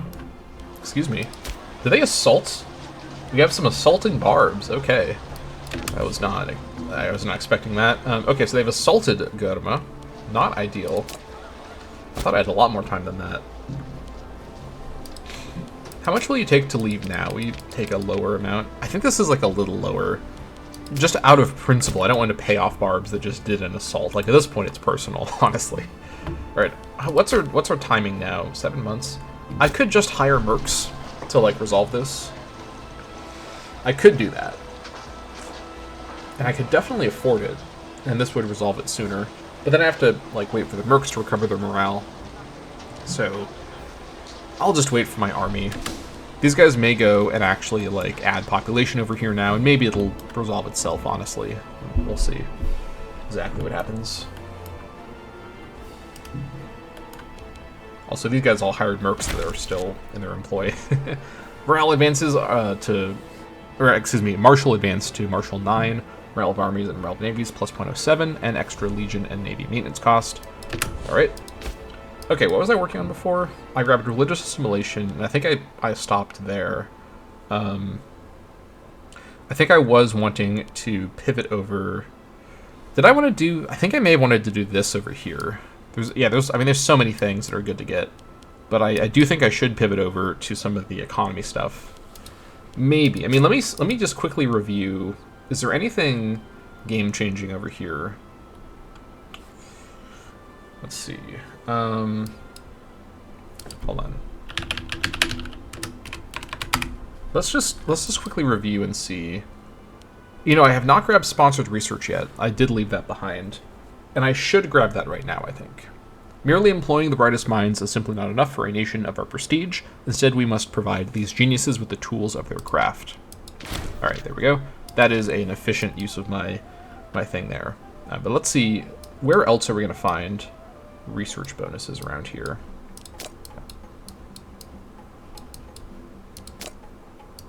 I just went there. Okay, we have more efficiency down here. That's a ways away. Any other research bonuses? Oh, here we go. I always forget that there's max research efficiency hidden in the theological college's tech. Like, you look at it and you don't think that it's going to have that kind of bonus, but there it is. Okay, so this is definitely a priority to get down to this. Plus, I do get some good stuff along the way. Great Temple city building will be quite nice. There's also more max resource efficiency hidden down here as well in Scrivet, although this is much, much further away. Okay, I'll probably head my way over here next. So we'll work on that. Alright, we have enough PI now. Let's go ahead and see if we want to go for this. Let's see. The thing, too, is that if I do commit to pop conversion, it then kind of does push me to continue expanding into areas where I need to do pop conversion, because otherwise the bonuses are wasted. So this is kind of committing to continuing my expansion snowball, which I certainly think is a likely thing I'll continue doing. Like, I don't really anticipate 5 episodes straight of no expansion, just, like, sitting and turtling. Like, at this point, I need to expand to keep my research efficiency ceiling going higher and higher so I can get more and more research. Like, that's kind of the feedback loop that you get with the mid and late game with research. I think I'm going to go ahead and go for it. Alright, so I anticipate some Senate support shenanigans will ensue the moment I click this, but let's go for it. Pop conversion speed. There it is. Maybe not, actually. Okay. I thought there'd be a bit more of an outcry, but I guess for some reason they're pretty chill with it. I'm not entirely sure how that happened, but okay. Yeah, we should now have pretty absurd research or pretty absurd conversion rates out here. So let me like pick some more random. Let's see, 4% per month. That's really fast. Yeah. Basically every place is going... Let's do some quick math. So 4% per month. That's 25 months to... Is that right? Yeah, 25 months to convert one pop. And although that's not like... That doesn't sound like light speed, you know, in that sense. Like, 25 months... So every single tile that has wrong religion pops at all, just even a single one, will be doing this. There's 25 months, you know, all the way through, before any other bonuses as well. And then you're looking at 25 months per pop. That's basically 4 years. No, that's 2 years per pop. So every 2 years, every tile that can convert a pop will convert a pop. That's really, really fast when you're talking about it with the scale. Like, that's why I'm stacking up. Like, it all needs to be in like synchronized with each other. Like, stacking up all of these places onto conversion really boosts it all over the place. And even places that don't have conversion running are still going to have a little bit of conversion, just not like the enormous amount that's being boosted a whole bunch all at the same time. So really got to stack up those modifiers like that. But yeah, our total religious unity should be increasing quite steadily now, which is amazing. We also have a couple more seeds of gold. This is a new one. We have a couple more treasures we found.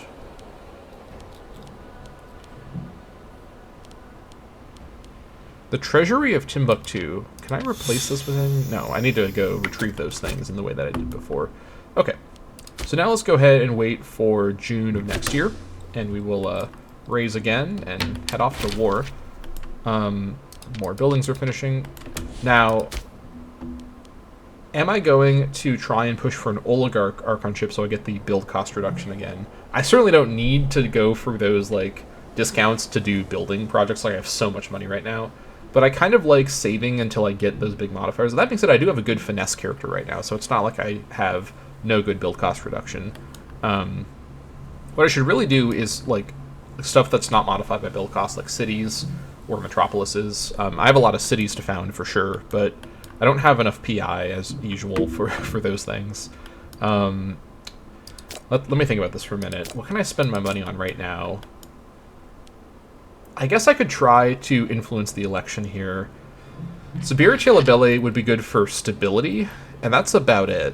I guess she'd also provide some war exhaustion reduction. I don't think that's a serious concern, though.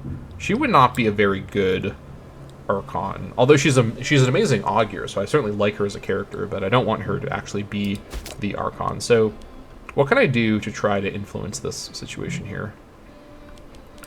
Well, who supports her? She's supported by a half the trads and a couple rogue characters from other parties, but she doesn't seem to have super strong support. There doesn't seem to be any strong, like highly supported characters, because if she's my best supported character, she really is not standing out too much.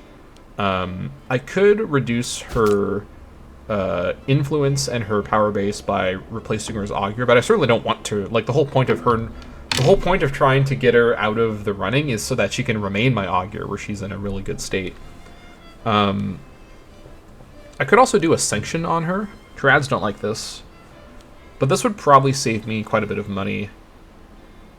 And I should do this in case she does become the Archon. I don't want her to come in with this kind of corruption.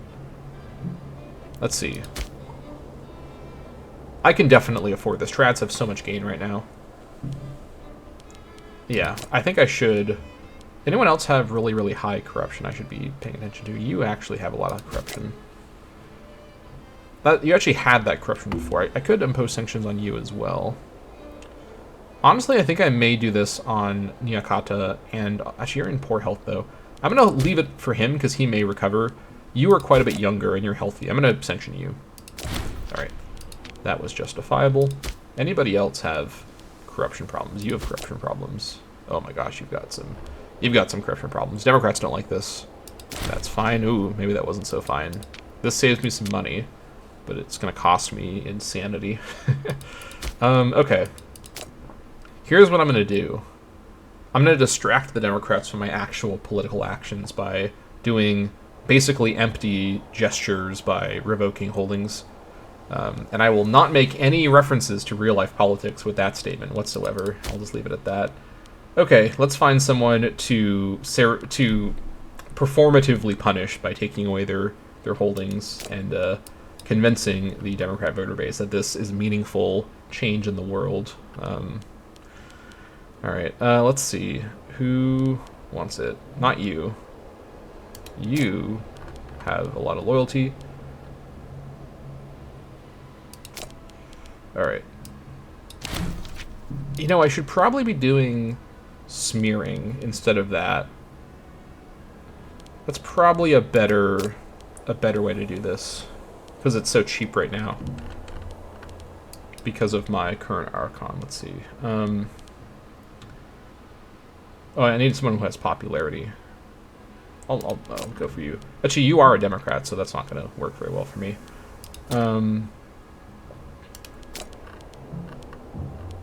Here we go. Oh, I shouldn't smear a trad, actually, because I lose. Yeah, I shouldn't do that. Let's smear. I guess you're the only option here. Oh, you don't have any popularity. Come on. Really? Okay, what would this cost? 5 approval from trads. That's not worth it. That's not worth it. Well, no, that's not worth it. Alright. I guess my original idea was actually the best way to do it. Let's revoke some more holdings. There we go. That's fine.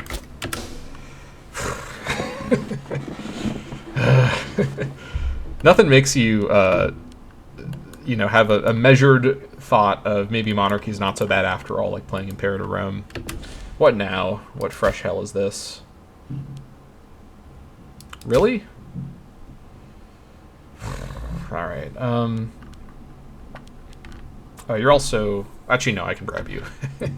Otherwise, we may have had a problem here. Can I get rid of him by doing an espionage mission? I don't think so. I don't think it's worth it to mess around with that right now. I'll just bribe him once I have a bit more PI and make the problem go away. It'll be 2 months for that. That's fine. Alright, Barbs are ransacking Songhai. Can't do much about that right now. It's fine. I'll just have to wait. Waiting for June. Alright. Let's give him a bribe. Alright, there we go. Civil war averted for now. I do think it's very funny all these guys hired mercs and are now awkwardly keeping the mercs around, I guess, just in case. Technically, these mercs are now, like, my allies because they're under contract with my tributaries, which is very funny. But, yeah. I kept my maintenance up this whole time. You know, it's fine. We're about to raise our army again. I'm not going to lower it now. Micro mistake. Too distracted by rage at provincial capitals being moved around. It's just so unfortunate that it works like this. It's really frustrating. Alright, they've made their way to Houndu. I certainly don't want... Okay, you know what? I'm a bit more concerned about Houndu being sacked, because it's a huge city for me. Now, will they do an assault? What's their assault power like? According to the interface, they have an assault power of 5.69. This shouldn't be a successful assault, and I don't think the AI barbs will do an assault like this. But I've seen the AI do assaults when I didn't think they would do it, and they've won those assaults, so I'm certainly a little concerned about this. How far away are we? About 3 months. Can I pay them off during an assault? What are they going to take now? On principle, I don't want to pay them this money. All right, we're gonna roll the dice here that we get away with this. But yeah, certainly getting nervous here. Pop capacity plus 1% and plus 1% global monthly food modifier from Civic Advance 9. All right, let's grab due process. Ensuring that everyone has recourse to appeal against actions or indictments protects both the people and gives our government an air of fairness. Plus 0.02 monthly ruler popularity gain. Very good. All right. June 16th. Save my PI for City Foundation stuff. Assuming I can do any of that, but we'll see how much PI I can save here. Alright. They're not doing an assault, which is very good. I don't think they will now, but we'll see. Status quo. Alright, good siege luck on my part. Donna Levy will come to the rescue, Houndu. Just hold your horses. Oh! Oh my god! Siguri's mercs are coming to the rescue. W Siguri. Common Siguri W down here. This is the kind of scenario that makes me love Imperator Rome. Like, what the hell is this? Like, I invade the sovereign nation of Siguri with no good reason at all, of course. I literally take over their core territory and kick them out into the Guinea region, which is not their home region, so they're like stuck in this little outpost. And they literally hired 12 cohorts of mercenaries to try to desperately defend against me, and I beat them before they could use them. And now, as my tributary, they're sending their mercs to save one of my, like, on the other side of my empire from them. Like, this isn't even a city near them, from barbarians. Like, actual, like, Chad behavior by the Siguri AI. Like, this is just great. My army's almost ready, but these guys are gonna come in and defend my city for me. Like, okay. Yeah, I thank you, Siguri. I'm glad I made them a tributary. It's really working out for me. Yeah, look at this. They're gonna fight my battle for me. Oh boy. All right, look at that. Siguri saved me with their mercs. That's barbs are now sieging up here. Will Siguri actually come and do that? I do have another trader now. I think from Pops. Actually, I think I lost a trader. So let me see. Ooh, you know, I can reach a few more things that I don't think I could reach before. Let me review what I can reach now, really quick. I probably do want to grab double wine, but let me first see what else we can get right now. I can get double iron. Oh, you know what? I probably do want double iron for the tax. Do I have double earthenware yet? I do have double earthenware.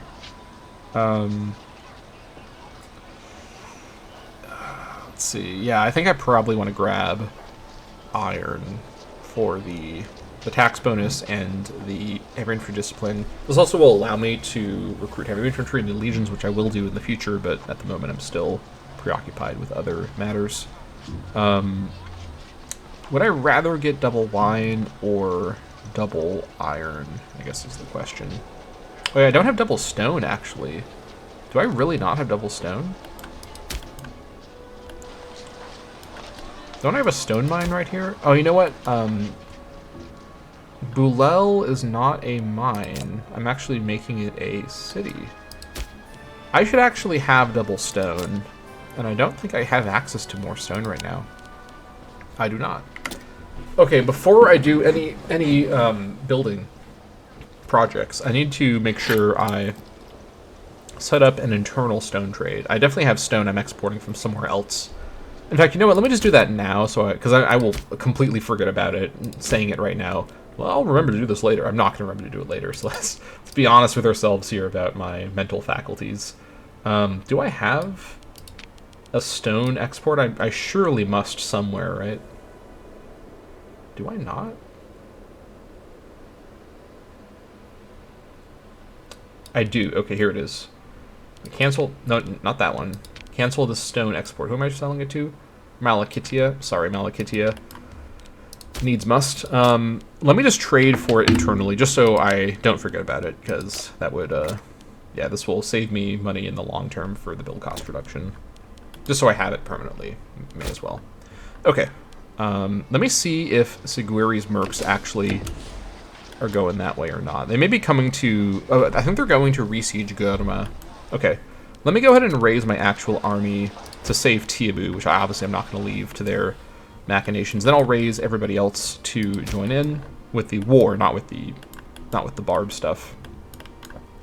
And let's see here. You guys down here, I will just raise over here, and I'll leave them there for now. Okay. I'll just head in now. I think this is fine.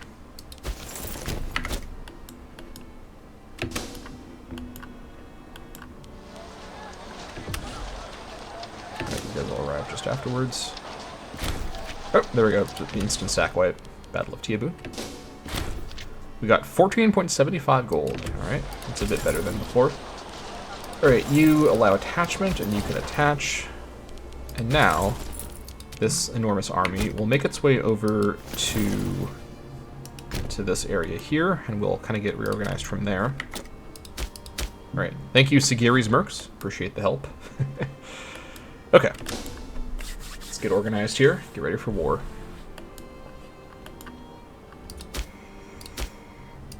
I think, okay, here's what I'm going to do. Right before I do the peace deal, I'm literally going to move all of the slaves and all the mines into Sanafulu to make absolutely sure it doesn't move it, because I really can't mentally deal. I can't, my like spirit will break if I have to move this capital again in Dakajalan. I'm so tired of this. Like, I'm going to spend however much money it takes to do crazy slave micro to avoid having to deal with that. Because it's just genuinely the worst thing in Imperator Rome. Like, I think I've, like, ranted about this so many times before, and you're probably all sick of it. But as a, like, I think I probably have over 2,000 hours in Imperator Rome, at least, over, like, this account and my old account.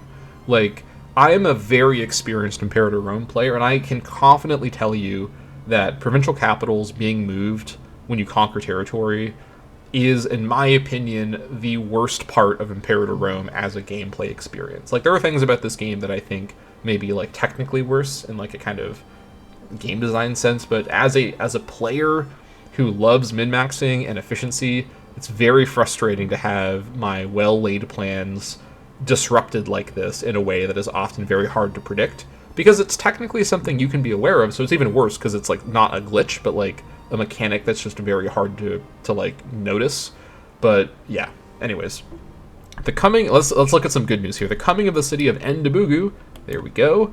Our extension of new privileges and investments into the local infrastructure have seen Endebugu grow from relative humility into a true bozo city. While still has some way to go before it can rival the great cities of our age, the past 2 years have ushered in a new era of growth and urbanization in this territory. These are the best of times. Very good. And at the moment, by the way, city upgrades are going to cost 37 gold, or 37 PI. Only 150 gold, so extremely, extremely cheap on gold. Not cheap on PI, but I'm working on it. I'm saving up the big bucks, the big PI bucks for that. What do we have here? I'll trade with you, I guess.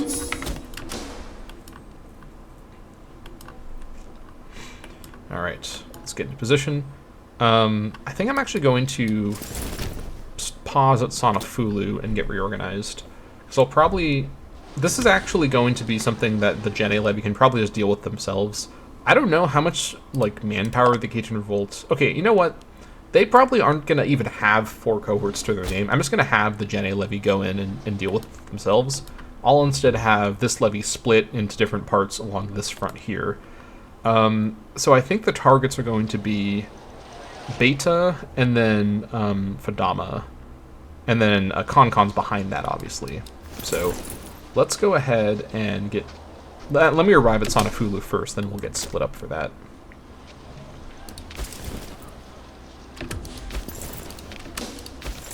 Alright. Tributary influx. There's recently been a large influx of Piton traders and travelers visiting Timbuktu.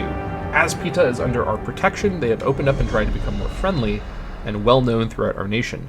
As both sides are starting to see the benefits of this relationship, we should try to make a decision on what kind of limits we're going to set on their influence in Timbuktu.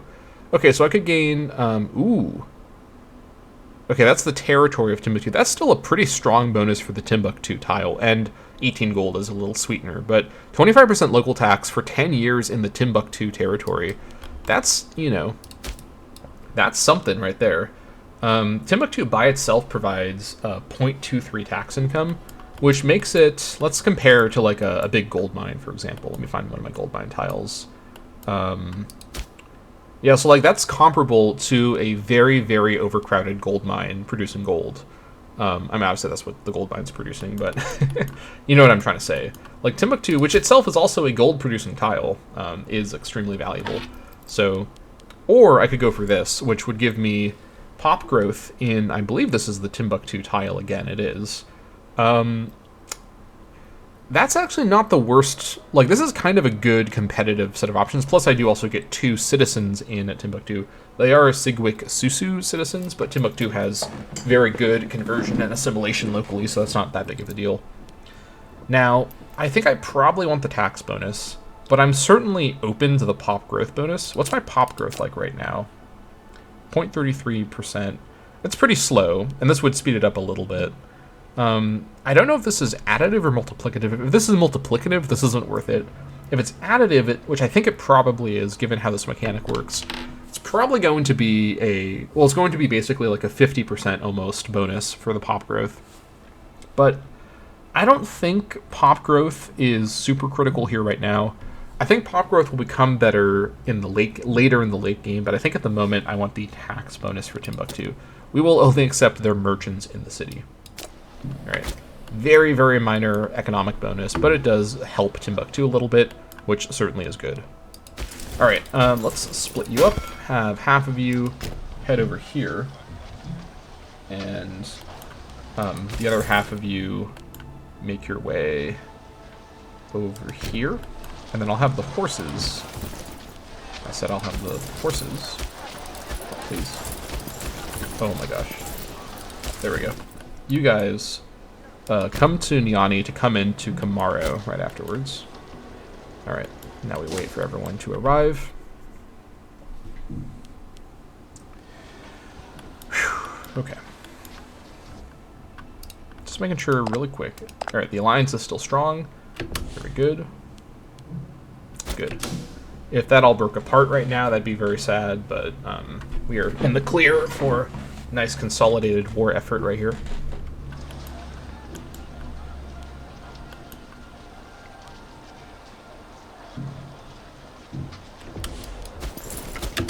Them. Same strategy as usual, just a very aggressive, immediate invasion, shock and awe, blitzkrieg style, just to really push them in. I mean, these guys should be aware of what's going on by now if they're paying attention, but I don't anticipate they'll do much in retaliation. We're basically racing as usual against all the mercs they're about to hire. Okay, now who am I going to actually target? Probably, oh, you know, I just realized this is not actually a fort, is it? Okay, well, this may be a little bit of a... Yeah, I mistook this as a fort tile. They can grab this and then go straight for Con afterwards, I think. That's probably the smart move, but I'll probably actually leave like a force to siege Beta as the army finishes the battle with these guys, and then they move on to Con, so I'll do it like that. So I'll target these guys, because they're gonna... Oh, I don't have a CB on them in particular. Okay, never mind. I will have to target somebody else who I have a CB on. In fact, I think it may actually only have a CB on Fadama now that I think about it. I do have one on the Khitan Revolt as well. I should target the Khitan Revolt because I can get their actual capital immediately, and they still call in everybody. So let's go for this. Take to Bon. They're going to call in Fadama, Con, and ODN. The only thing I can think of that could potentially be a bit of a problem is if their status as a revolt causes some weirdness with the war. I don't think that will happen at this point, because the Khitan tag, I think, is dead by now, and I think it's been dead for a while. And if this does cause some sort of problem, I do have the claim on Fadama as a backup, if I really need that. So let's go ahead and go to war with the Khitan Revolt. Here we go. Oh, you know what? Well, I mean, this is not actually that big of a deal. Yeah, this is fine. Zero tyranny. Oh no, not that. How will I ever recover from this great tyranny gain? Alright, in we go. Speed 3 is fine. Let's just keep an eye on everything. Alright, they're going to get away in time. That's fine.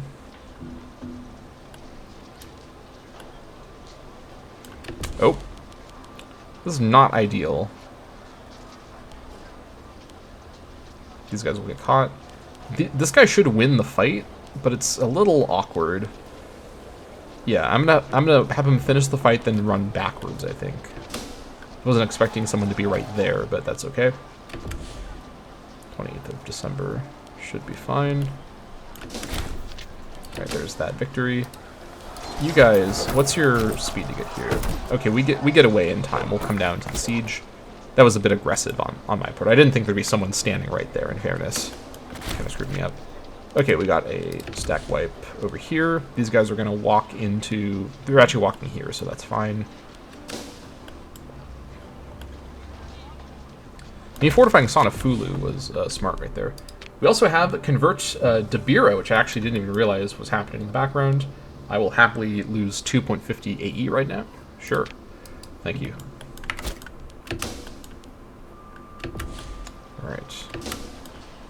This much more substantial force will make its way over to fight these guys shortly. Alright, I'm going to actually leave behind 3 horses for a bulkier force. And then, let's see, can I possibly... No, I knew I can catch those guys. I'm going to head straight for Con to get an assault down there. I need to get the forts as soon as possible. Alright, you guys make your way down my road network, try to catch these guys. You have more forces and they're on partial morale, so this should be a good situation. Now, do I actually do an assault here right now? I think now that I have the month of morale recovery, I think I do the assault right now, over here.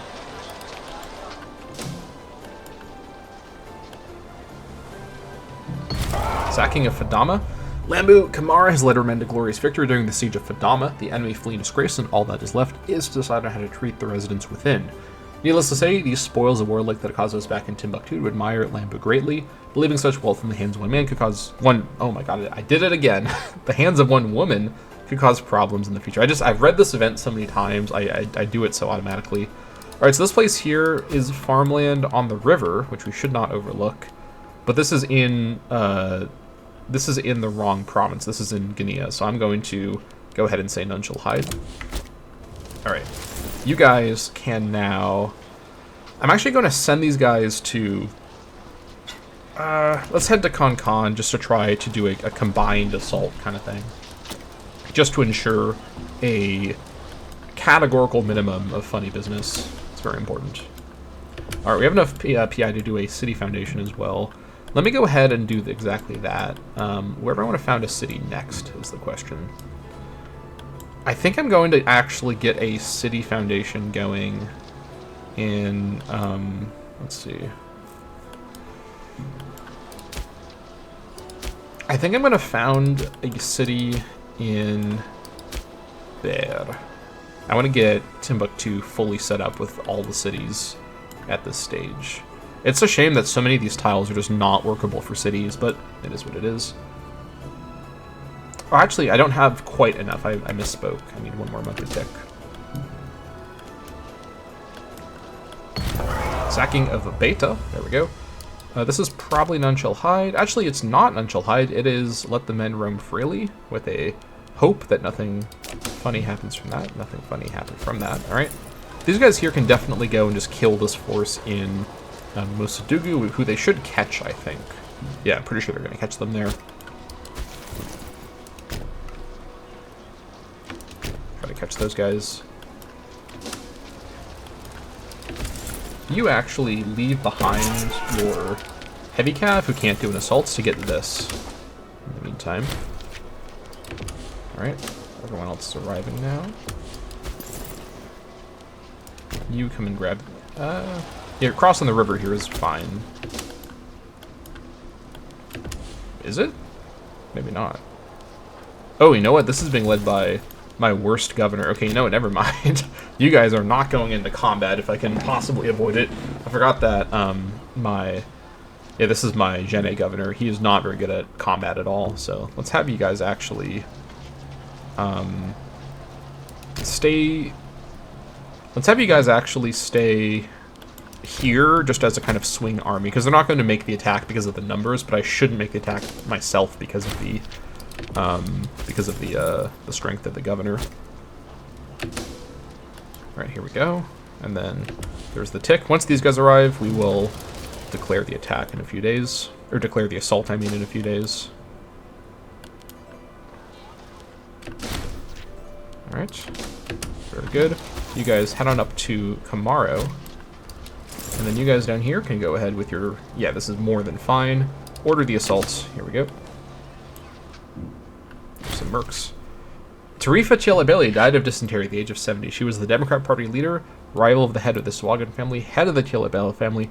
Rest in peace, Tarifa Chialabelli. This is a character I've not used much, but she has been a very long-standing character, a prominent Democrat leader, which is kind of uncommon in this campaign.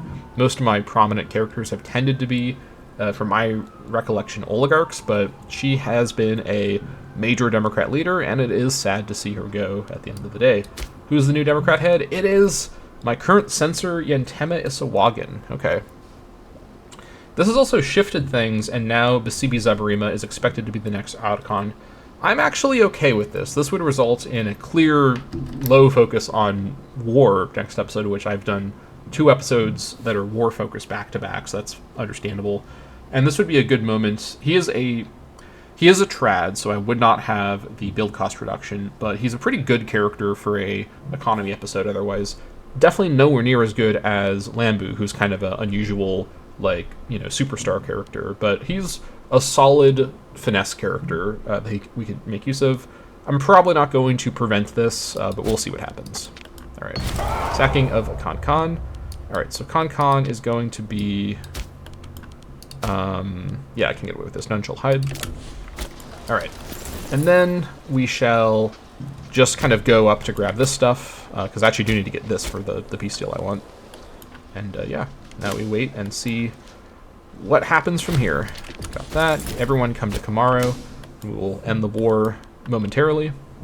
Just need these guys to not get Nai Ningo. That's how you probably pronounce that correctly. We should finish things before that becomes a problem, but lots of mercs being hired, as expected. We got 3 mercs spotted already. Probably more coming as well. Well, maybe more. There are 4 war participants here, but just need to grab this, then we should be good to go. All right. There we go. This should be enough now. So first we grab this, grab this, grab this, grab this, and that should actually be the deal. The deal minimal. Oh, also this as well. Yeah. Let's make sure. Yes, this should be everything I want. Yeah, so this finishes Mali and finishes Gene. And then, as a little extra treat just for me, I could also make everyone who survives. So actually, what I mean by that is I can make Khan Khan and Fatima tributaries as well. Will they agree to this deal, though? After a tick with this situation, they might be at 1,000 and they'll agree. The concern is with all these mercs they just hired, I can't. That's not true. I can. Let's think positively for a bit here. I can do this. I believe in myself. I have self-confidence that I, in fact, can do this. Let's go ahead and be optimistic right now. All I need to do is scare them away from Nyai Ningo, which I think I will accomplish with this force. Now, I won't get there before they finish the siege. I can just retake it. How much pop do we have here? Yeah, this is fine. Yeah, all their mercs are up here. I can actually kill all their mercs with my current army strength because their morale's so bad. Now, once all the morale's at full and they're combining their power, then we're in a bit of a bad spot because they're going to have a larger total fighting force than me at that point. But the key phrase is at that point. We've got ourselves a little bit of time to do some funny business before we get there. So let's push for it. I'm greedy. You may be amazed to learn for the first time. I'm going to go for the big outcome here. You know what? Okay, yeah, I probably need to go for it. I need to do this now. So let's keep at it. Get onto my road network and go retake this. In fact, I'll have these guys go and retake it. These guys will simply chase the mercs. Actually, I just need to get this again. I don't actually need to kill the mercs, but let's hold here for a moment, see if the mercs will come my way. Apparently not. Okay, they are sieging me down here, that's fine. You head into here just to cover the Jenny Levy, who... Oh, hold on. Glad I caught that. Alright, this is fine. We will fight them. Alright, Jenny Levy can join in too. As long as they're arriving afterwards. They are arriving afterwards, we're fine. Okay. The horses get there first, which is not, in fact, what I want them to do. Give it a day. Alright, horses get there... Horses get there much, much earlier, apparently. Okay, you actually just wait. I don't trust you. This is what I get for trusting horses. You should never trust horses. Horses are duplicitous by nature, as it turns out. Alright, let's go grab this. This is the war goal as well, so I need to make sure I grab it. Alright, big battle here. Gigantic stack wipe. Let's go get another gigantic stack wipe. Oh, it's probably a stack wipe. We'll be defending in plains. Should be pretty good. Carthage wants my camels. Yep. Hold on, wait, what am I doing? You get this. That's the whole reason I came here, is to get this.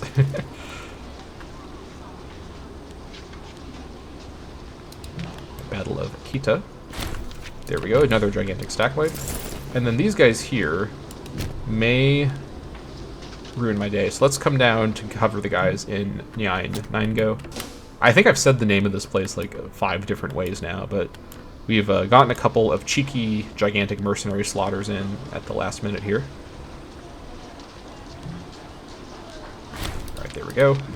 Now, these guys are probably going to be on board. Once this is taken, we will see if we can demand Fadama and Khan becoming tributaries. Actually, they agree to it right now, so I guess I didn't check if they would agree to it earlier. They may have been agreeing to it this whole time. I thought that they wouldn't agree given everything, but maybe after the mercs die, they've kind of lost hope in the world, which is understandable. But yeah, this is the deal that I want, because we will fully take Odien and then leave Fadama out here and Khan with most of their territory in this other region. That is fine by me, and then we'll be making them tributaries. So Fadama, Dhaka Jalan to Timbuktu, Odieni, Manding... Oh, hold on. I just remembered, saying the word Dhaka Jalan made me remember. We need to fill Sanafulu with everybody. We need to make sure that it is the largest territory in Dhaka Jalan, which means we need it to be at least 18 in size, which I think I can probably accomplish right now with a little bit of movement.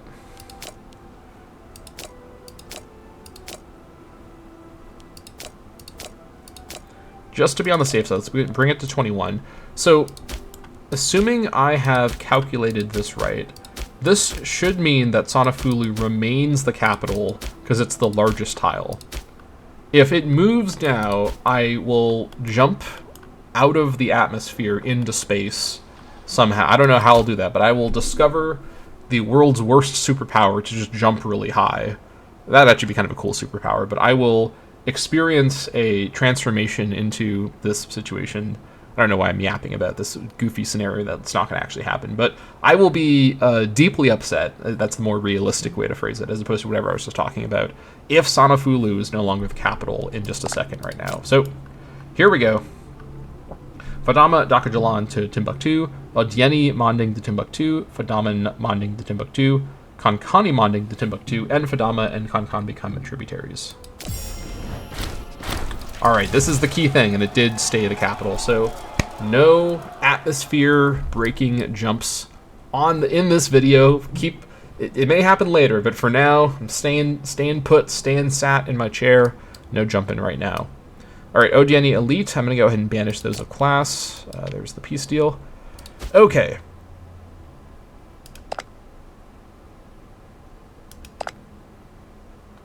Huh? Pardon me? Did I not? Oh my god, I didn't click their territory. Oh! Alright. That's the Taban province. I'll have to wait a little bit on this. It's 43. It's fine. It's not fine. I'm actually very upset that I messed that up. That's super, super frustrating. I think I just literally forgot to click them because they're so far from the rest of the area that's part of the peace deal. I just genuinely forgot to click them. Okay, well, these guys are certainly not going to be like a problem for me. Like, they're not going to be a danger to me, or there's no like relationships they can form realistically that really cause a problem. It just basically prevents me from doing any of the road building and like planning that I wanted to do over here, because I need this territory to do that work. So yeah, it is what it is. I'm certainly not spending stability to get this. I'll just have to wait for next episode to do this war, because it's going to be 43. It's going to be literally a matter of minute, like not even minutes. It's going to be a matter of seconds to do the war. So I will just have to wait next episode for late next episode to do this war. Super frustrating. It's really a shame, but in fact, how much of a shame do we feel like it is? Am I doing a autosave reload? I don't normally like to do these because they are kind of cheesy, but I think this is before the peace deal. Let's do a little bit of this. See what happens. I'm doing it. I've committed now, so we're gonna see how far back this load is. Okay, this was not before the peace deal. Shoot. Okay, I also got an achievement when I did the autosave. I don't know if you heard that. Hold on. Can you see? You can see my screen. Achievement. Huh? Okay. For some reason, I've now gotten the achievement for conquering a city. I don't know what in the world caused that to happen right there, but okay. So the autosave was after the deal, which I guess does make sense, but at least I tried. All right, I will have to deal with this next episode, unfortunately. As there's no way I can justify breaking a truce to just kill them, right? I guess after a month, maybe I'll see if I'm open to that, but I probably won't be open to that. Okay, putting aside this super, super annoying situation, and let me go ahead and just make Taban the capital, honestly, because I can just move pops into it like I did before to avoid funny business. Let's make Taban the capital. I guess I can probably road around this, yeah, you know, I'm being a crybaby. I can road around this for a little bit here. It's not the end of the world. All right, let's review the new territory. So, putting aside this whole thing with the Khitan Revolt, which is very annoying, in terms of the new territory, let's see. So we have this territory down here. This is a vegetable farm that stays. We basically just took the province of Monding, or more of the province of Monding. Capital stayed at Nyane, which is quite nice, and this will likely be the capital location long term. Other than that, what else do we have over here? We have a slave estate that can go. Farm, I had saw that before, that can stay. We have a gold mine down here, that's great. I'm going to fill that up. Slave estate can go. Tribal settlement can go, and this provincial legation can go. Let's go ahead and get this set up now while I am looking at it. All right, let's just bring in whoever we can. What are we looking at here? 12 pops. All right. There's our second gold copy from that. All right, and then the army is going to be ready again in half a year. We'll do some roading. I can road around this territory because Taban to Timbo is probably going to be by way of Feria and like make a connection over here. And I'll probably road through Taban down to Niani and possibly make a triangle over here, maybe? We'll see the movement recommendation. And then there's also, of course, this road right here, so it's not that far away. I guess actually, no, this is I'm not going to make this a city. For some reason I thought this would be a city, but this is actually a mine, so this is fine as it is. We'll just connect that up there, and yeah, so we can road around this. It's not the end of the world. Taban to Kita is going to be fast enough through this way. Yeah, there's a forest right here. So this does not prevent the true goal I have with all Imperator Rome, which is to do roading, obviously, but it is frustrating, and that's a pretty goofy oversight. This is... I was literally just saying earlier how like experienced I'm at Imperator Rome, and here I am making basic peace steal mistakes. At least we got ourselves some tributaries, so that's nice.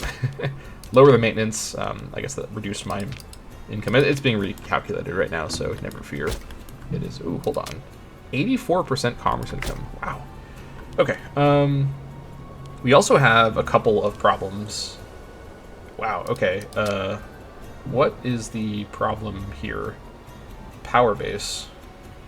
Head of family. Low faction approval. Oh, Democrats lost a lot of approval. That's the problem. All right. I need to do some more Democrat politicking, unfortunately. Let me find some oligarchs to beat up on. How about you? Let's see. Oh yeah, Trads have more control again. Let's smear your reputation a couple of times. That actually fixes it already. That's fine. I'm not gonna mess around with this, infinitely. But, okay, so I guess the last question is Taban the best spot? Probably. Let's go ahead and replace the farm here with a fortress. We are gonna miss out on the slight build cost bonus with oligarchs, but I have very little faith I can reliably get an oligarch in. So we do have the stone bonus, and we have solid finesse. Let's build a fort there. And then aside from that, I think that's basically it for this area down here. As for the policy, this should be on pop conversion. That's fine. Okay. Lots of drama there, but we have enough PI to get another city foundation going as well. Where am I looking? Where was I? Was I going to do something in Bear earlier? I think I said that I was going to do that. But let me actually... Yeah, let me actually do that. Oh yeah, I was going to do it. I was distracted by something. So let's do a city foundation in Bear. And we'll get one going in Bulel, and then one in Aganaga Fall shortly after that. Massilia wants my gold. Yep. All right, 57 gold. 57 treasury per month. Very good.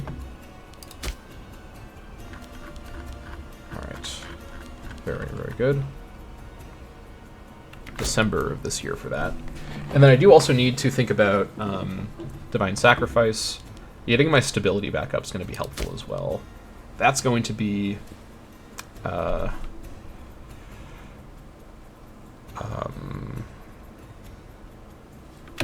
not where I see the tooltip. It's over here. 2nd of March. I think I should probably save my PI for Divine Sacrifice. Well... Then again, cities... No. Let's save for Divine Sacrifice, just to be on the safe side. I can survive not having another city right this second. I believe it or not. I believe it's possible. Well, this at least spices up the late game a little bit by having goofy mistakes. But you know what? It's okay. I can road around this. It's not the end of the world. And I'll just take this next episode. I don't even care that I'll have a low martial, or I probably will have a low martial Archon. Oh, Siri Talabelli is back in the expected slot. Not really what I want to have happening here. The previous guy did have only a bit less support than this, so let me actually do a little bit of funny business. What can I do here? Really what I need to do is remove her power base as a starting point, but I don't really want to lose her as an Archon. As an Augur. I guess I can replace her with, Probably Darasawari. It's one of one becomes one of one. Yeah, it hurts, right? We're gonna have a slightly reduced economy, but it's not a huge deal, and this will likely mean that she is not going to be the expected next Archon. So we'll see what that changes. We have about 2 years to kind of pull something off here.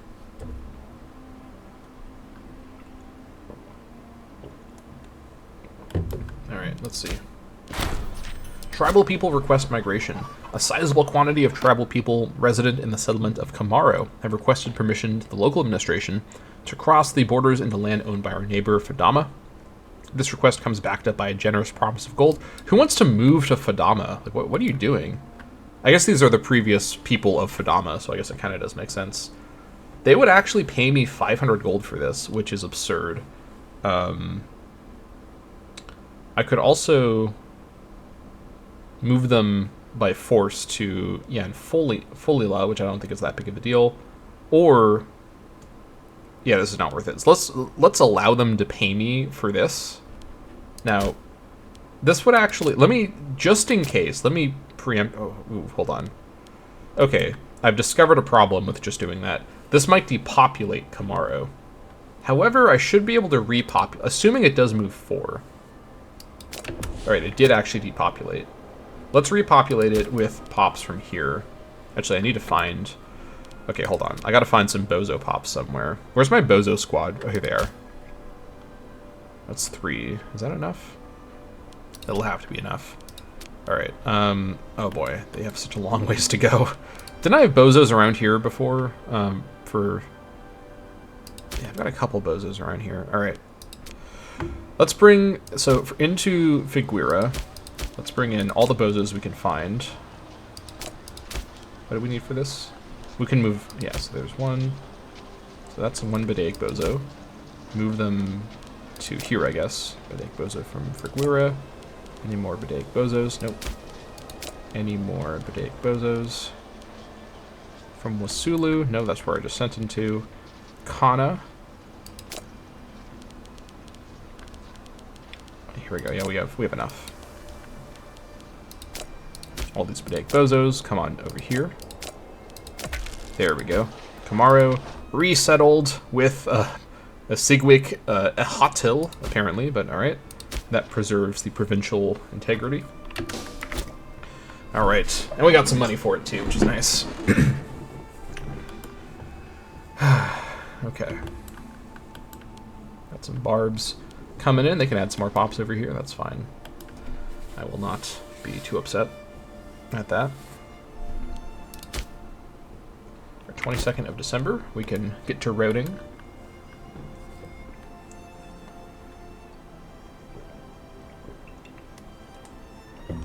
Okay. More barbs coming in from down here. It is what it is. Alright, let's see. Where's my region cutoff? It's up here. Raise them in the Amina. And yeah, let's get to it. Split apart, make sure we're not paying them. Half you guys head over to Timbo. Other half head, I guess, down to here. I just selected the same one twice. There we go.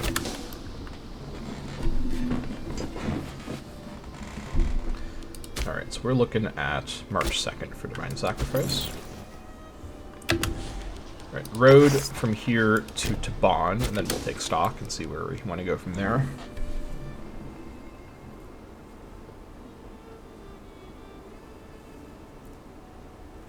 I'll end up building a shortcut road through here most likely, but that's not a priority right now, so it's no big deal.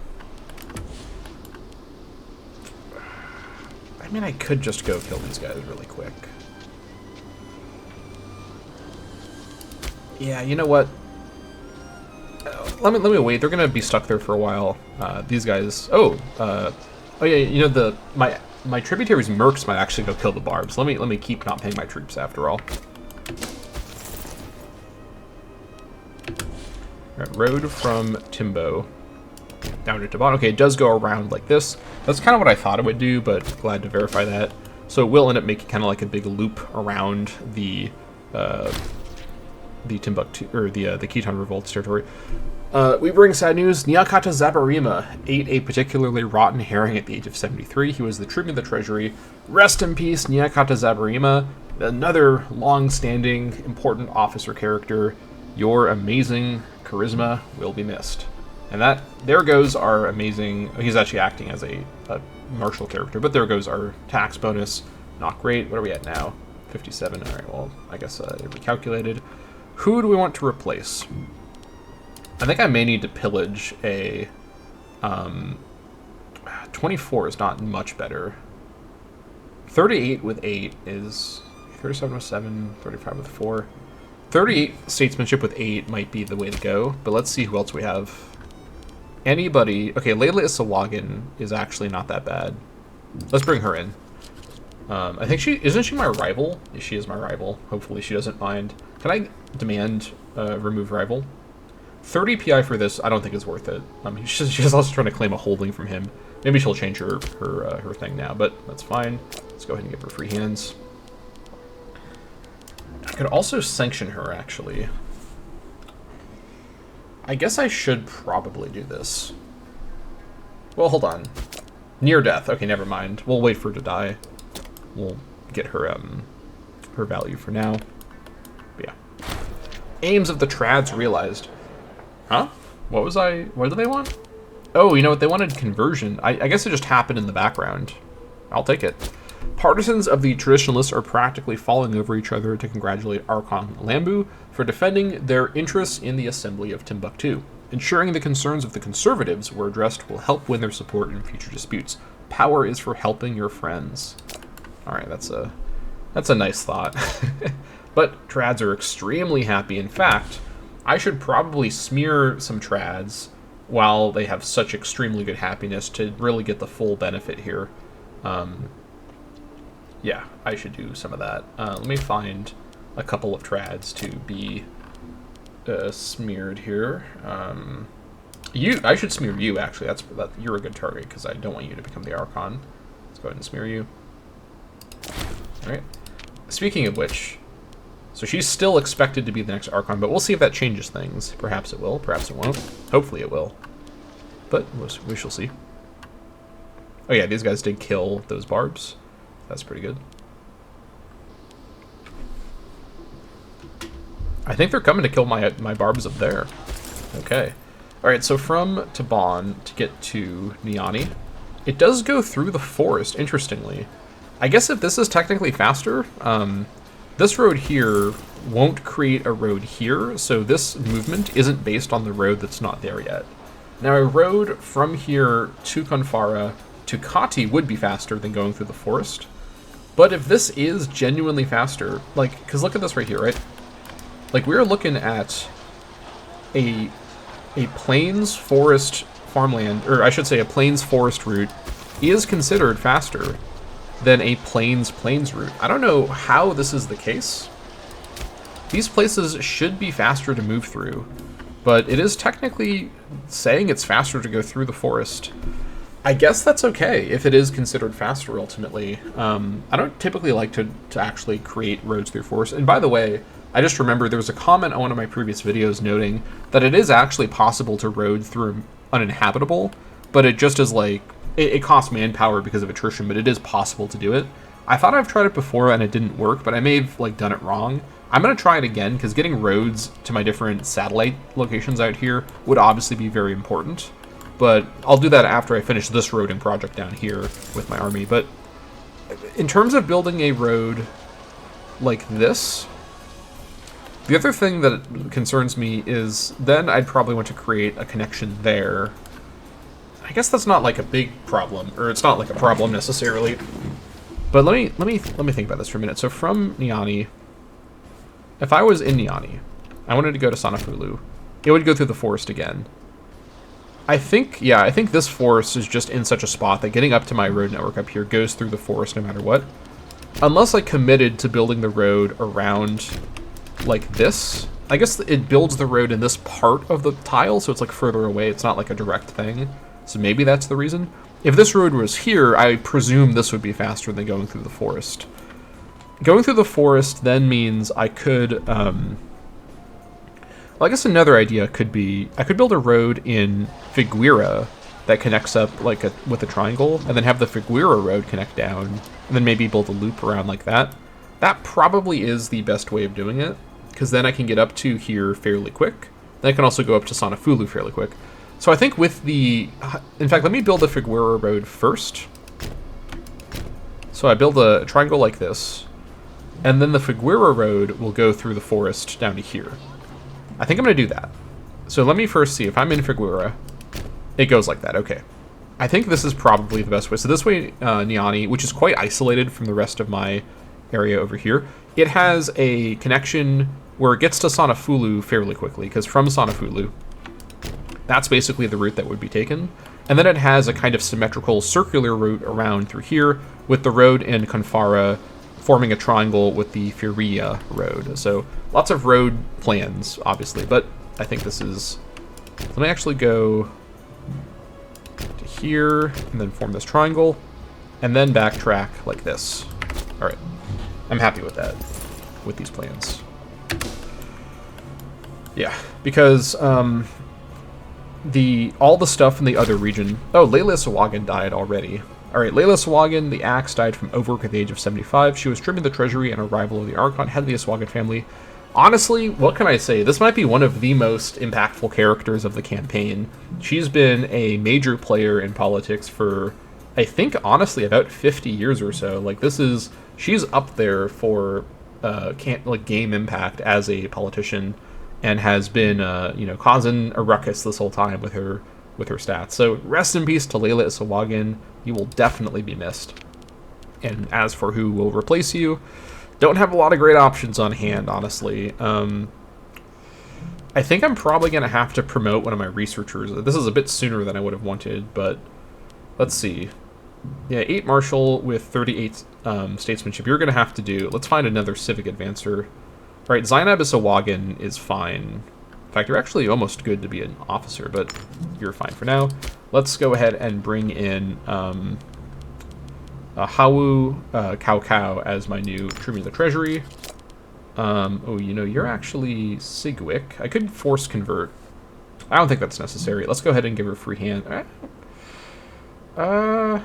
Yeah, I think this is probably actually a good idea, because I have more to gain from that. Okay, that's fine.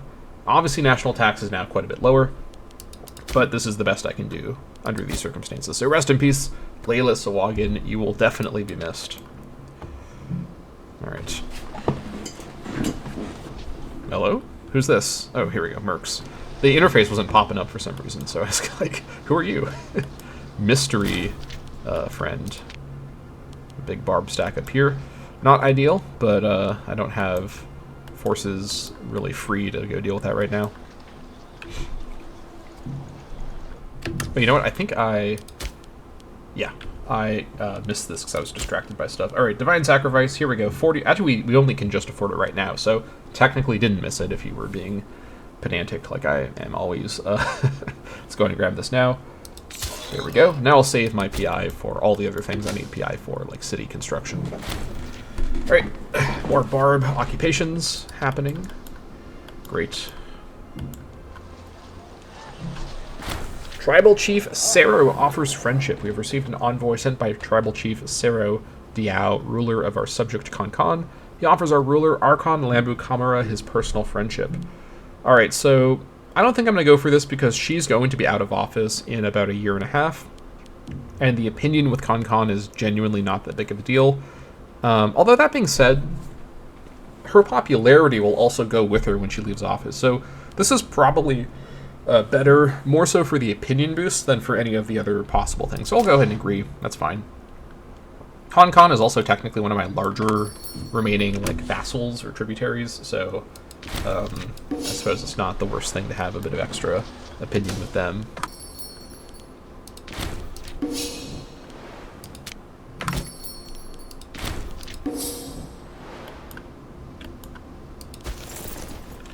Alright, 8th of June.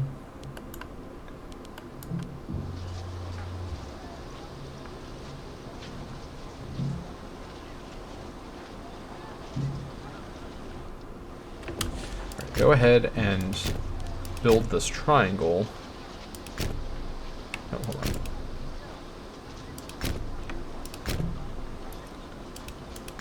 There we go. This does also create kind of a nice outer road around my frontier, with the frontier being the Guinea region, which will be very difficult to like plan and road because it's so rough. It's so like the terrain is so difficult to work with. So we'll see what happens with that. Into Mali has been successfully achieved. So Saran Gaika will gain a Conqueror's statue. That is going to be where? Over here. Not that big of a deal. Yeah, elephants. All right, go ahead and grab this. And then Timbuktu gains a claim on Bundu, which we already have. We're going to get 5 Bozo Freemen in yeah, boy. That's fine. Okay. Let's see here. So this will require me to change the governor to either of these. This one over here. Oh yeah, this is because of the revolt. I may just have to miss this one, unfortunately. I don't want to delay the mission for just this. I want to see what other missions I have here. Okay, so I need to assign either a Zabarima or a Sawagan character to govern. Let's see here. Bundu. Where's Bundu? Bundu's here. Or Taban, which is down here. So basically I need to replace the Jollof governor or the Mali governor. Now, the Mali governor I assigned quite recently. She is actually quite corrupt. Ooh, that's not great. I think I need to sanction her, actually. This is pretty severe. I'm going to sanction her. And then do I keep her?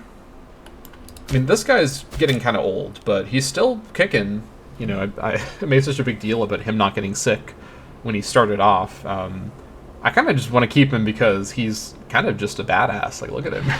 He looks like he's really seen some stuff. Like, he's got a 1,000-yard stare. That's the expression you are stuck with when you have governed the slave mines of Jollof for 40 years. You've looked into the abyss because you see what it's like to be a governor in Misadventurers Republic. But this guy, he's really he's going through some things, but he's also a good governor, so I don't really want to lose him. I think I'm more comfortable replacing the Mali governor. Plus her high corruption was a bit alarming. Extorting territory is not so cool. So, let's see. My Songhai governor is now the expected Archon. That's completely fine. This should still be a trad character. I would prefer an oligarch, but a trad character is fine. 2977, that's pretty good. Not very good for war, obviously, but we're going to do just a little rinky-dink war. Nothing too crazy. I might actually... No, it would make sense to make him the... Because I need to assign someone from a specific family, so let me remember. So, Isawagan or Zabarima. So I need to assign someone from those families. Isawagan or Zabarima. Let's see. Is there anybody available? Actually, I should look for an officer who I could poach for this. Okay, so Kanba Zabarima with 0-8 would be pretty good for this position. What's his loyalty like? Uncaring isn't great, but he's otherwise fine. No corruption problems. I think I'm going to promote him to governor, although he's ailing. Not ideal. What's the problem? I think he just is kind of sick, but 49 doesn't feel old enough to be a problem, but let's see who else we have available. Kabayo Zabarima is younger. He's the physician. He's also... he's not actually healthy. He's in very poor health. Okay, never mind. Consola Isawagan? She's pretty good. Oh, she's very good. But I also don't have a lot of good options. But this is... Actually, I should have made her the Tribune of the Treasury, now that I look at it. Okay, well, you know what? It's fine. Let me go ahead and replace her with... is there anyone who doesn't suck terribly? Not really.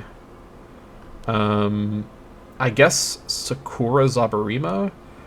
I really need the Democrats to lose some control so I can stop doing this crazy Zabarima government situation. But okay, this is fine for now. I'll build statesmanship on you.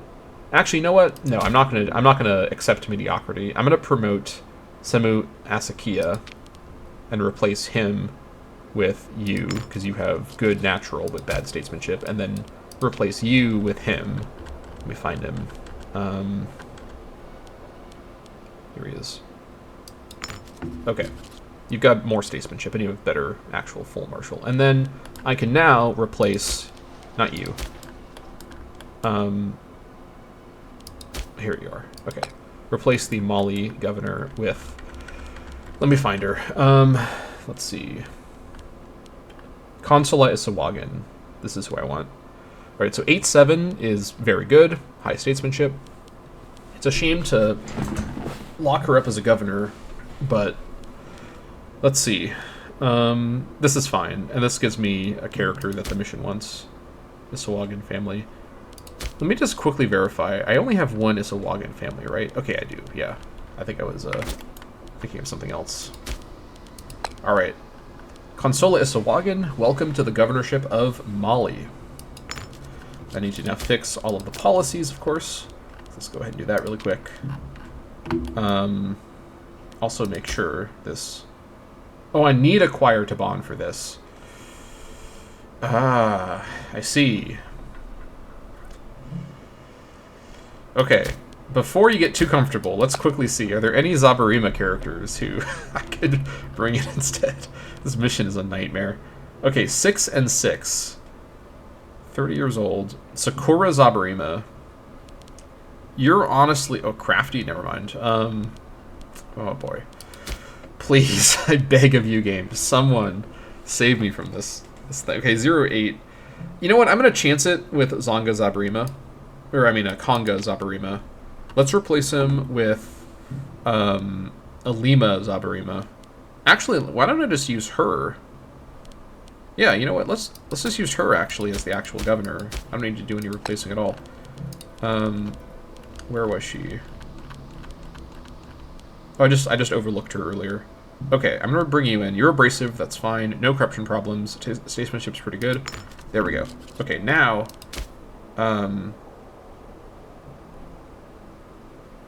Oh, wait, that's the wrong location. I needed to do that for Bundu. Ugh. I'm losing my mind here, folks. Okay, you know what? I'm reappointing... Okay, who am I appointing here? Who wants to deal with this? You know what? Let's see. De Bangime, non-family character. What's your health like? You're ailing. Good enough. I'm making you the governor. Just please, please. It's just. All right, Bundu. It's time. Let me quadruple check this right now. Bundu governed by Zabarima. Okay. Bundu, Zabarima. There it is. Yes, alright. Favoritism. Mutually exclusive, that's fine. Triumph in Mali. Timbo becomes a city. I don't know if it was picking Timbo before, but it was picking somewhere I wanted to be a city. I do want Timbo to become a city. Timbo also gives Triumph for 10 years. And Dai Bangime gains 1 charisma. Oh, it becomes a city immediately. Alright. The coming of the city of Timbo. Our extension of new privileges and investments into the local infrastructure have seen Timbo grow from relative humility into a true Susu city. While still has some way to go before it can rival the great cities of our age, the past 2 years have ushered in a new era of growth and urbanization in this territory. Papyrus in Timbo. Finish mission. Matter of Mali. Yes, finally. I've been on this mission for 100,000 years. It's over. All right, I'll look at the rest of this. What in the world? I'll look at the rest of the stuff a bit later. First, I want to figure out my governor situation. Now, I could just replace her again with Shunyunbu, but he is getting pretty old, and I think I might, you know, honestly, I might actually make him the tribune of the people. No, you're actually pretty good. I think I'm just going to leave it alone. I may do some more stuff in the next election cycle, but I don't want to mess with this anymore. Because you are technically better. You know, that's not true. You are better. Let me bring him back. Let me bring him back. And down here, there is a better option here now that I'm not dealing with the family politics, which is Alima Zabarima. I'm going to bring you back. Now we need to fix all of the policies, which is going to be a nightmare. So, all right. We're looking at Jolof and Mali. They're all wrong. is the takeaway. Okay, let's start with you know what? If I'm gonna have to deal with all the policies, I'm gonna just replace this guy. I'm worried about his health. He's 60 years old. Let's find someone a little bit younger who we have more time with here. All right, who wants it? How about Yuma Suwari? 4-8. That's pretty good. Deceitful isn't ideal. Can I sanction someone who's deceitful? I think I can. Let's find out together. Okay. We're fine. What's your gain? 0.01, that's completely fine. Alright, Yuma Suwari has received the promotion of the century from not being a politician to governing Jollof. We're crashing out in the Timbuktu campaign a little bit, but that's okay. That's okay. It adds character, you know. Alright, so now that we've done that, let's go ahead and start cleaning this up. So, we need to change all these policies one by one. Starting, I guess let's just go like territory by territory. So this place here needs to get switched to, can we do this? Yes. Well, probably we can get away with this. Once we have higher stability, we will be able to get away with this. Then we'll just go territory by territory.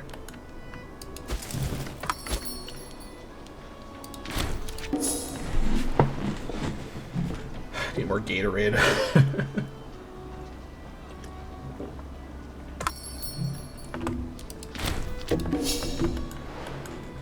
Alright.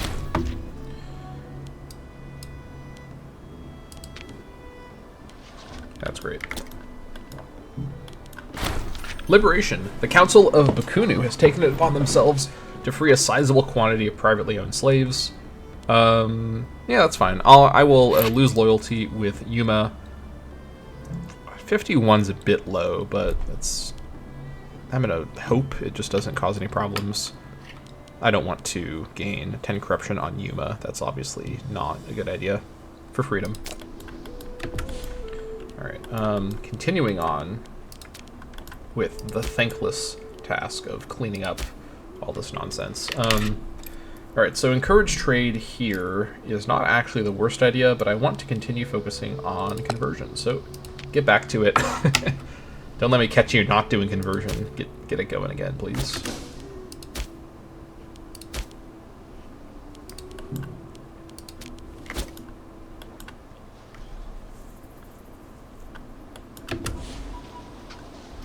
Alright, now we'll make our way down there.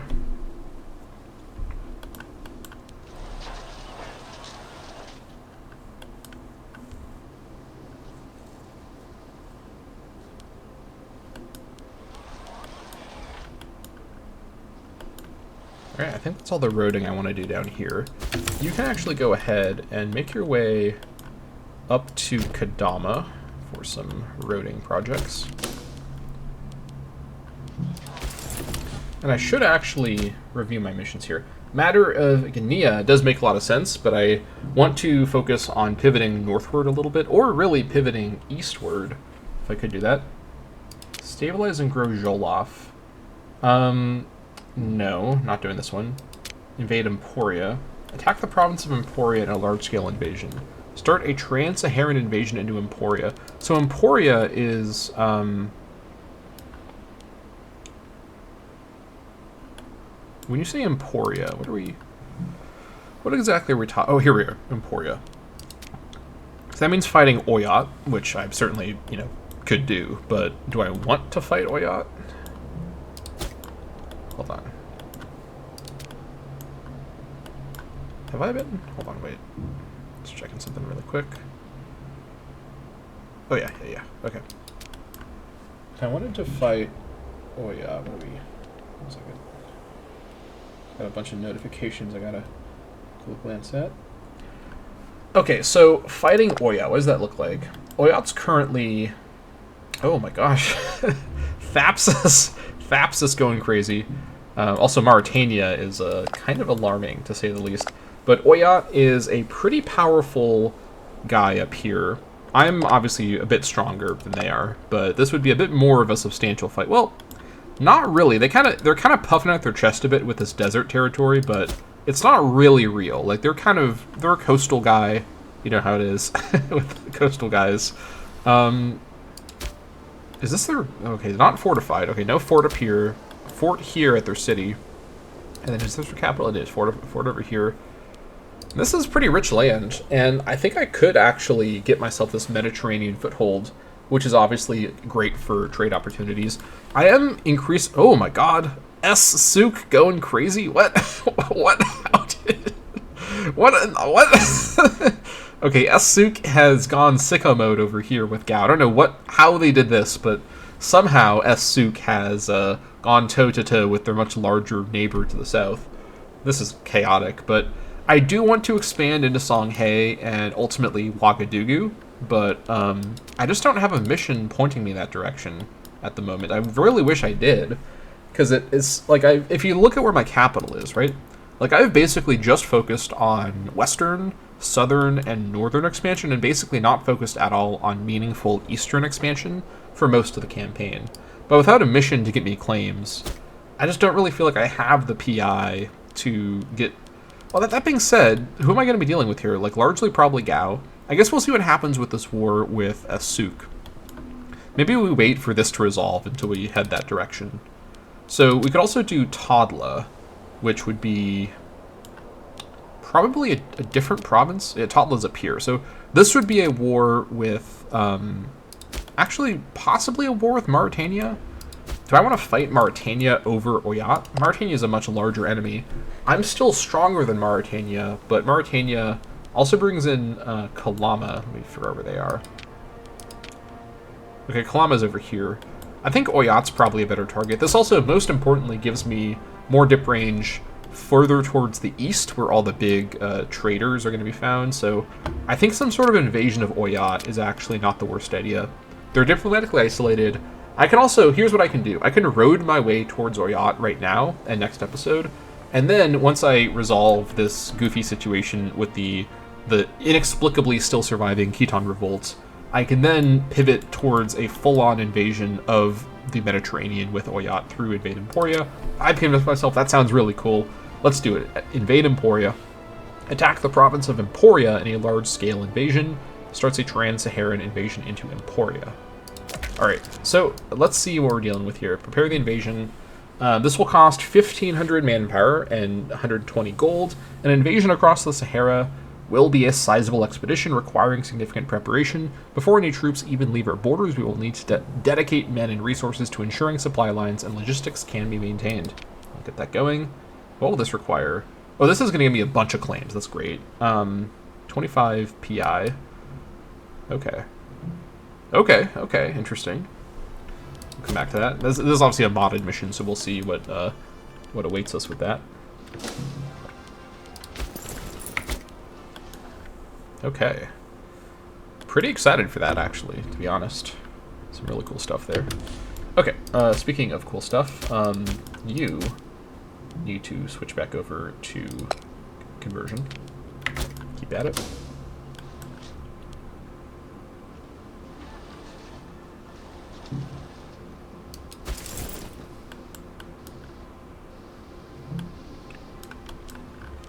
Alright, I may raise maintenance and have this army go smack these barbs real quick while I'm in the area, to be honest. Alright. Stop with the road, come up here. Trade with Gadir, sure. Trade with these guys. Alright. There's my road network. It looks pretty good. Obviously, I'm trying to build something that looks kind of natural, but it's tough with some of this terrain. I have to make some calls, but this is fine. I will, I'll increase maintenance now. Trade with Bantu, sure. Or trade with a Bantu nation. I have more to trade, apparently. Lots more to trade.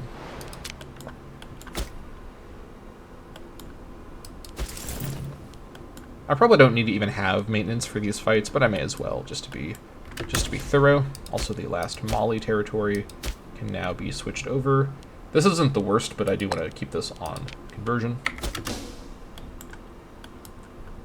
All right. Very good.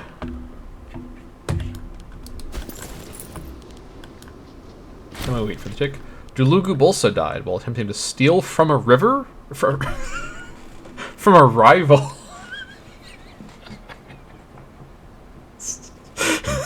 That's a very weird misread that I did there. Attempted to steal from a river. Poseidon did not approve. Okay, so you attempted to steal from a rival. You saw how confused I got. Like, I've never read steal from a river, but no. Alright, rest in peace, Dilugu Bulsa. I don't mean to laugh at your death, but the obituary, I just misread it. Alright, and that, I think that was the Bulsa head, so who's the new Bulsa head? It is Kifo Bulsa. Okay, that's fine. Okay, we should now arrive after the tick. There we go. We're gonna build this road and go kill these barbs while I have my... Actually, let's go kill these barbs first and then build the road back so I can lower maintenance. Actually, against this barb stack, I don't need any maintenance at all, so let me just proceed as planned. All right, there's the barbs. You can come up now and grab that. 0.08 gold. All right. Fortune has been secured. It would seem. All right, so let's see if this is true. So if we road build over the uninhabitable, I've been told this builds a road. Let's see if that is the case. I certainly have the money now, so that's not going to cause it to like not work correctly. We shall see. It appears to be doing the road build, so we'll see though if it is successful. It's going to take a long time, but I guess that's understandable under the circumstances. You know, even against this force, I don't really need morale, but let's just keep it going for now, for just a sec. Really? Okay. Follow them up to Kimor, get the kill. You know, I also have some of this to do. Okay, this place here, I am going to put it back onto harsh treatment, actually. Yeah, it's a little bit too low. Can't quite get away with it. There we go. You come over here, and then stop paying my troops, please. Barb's defeated. Yep. Alright, let's see. 30th of March. If a road is built, I'll be very happy, because it means I can road through the desert, which would be amazing for my long-term plans. Connecting my sub-Saharan core with the very wealthy North African territories that are otherwise very just far away from me would be amazing. Ilir Cavonia, what's my gold? Okay.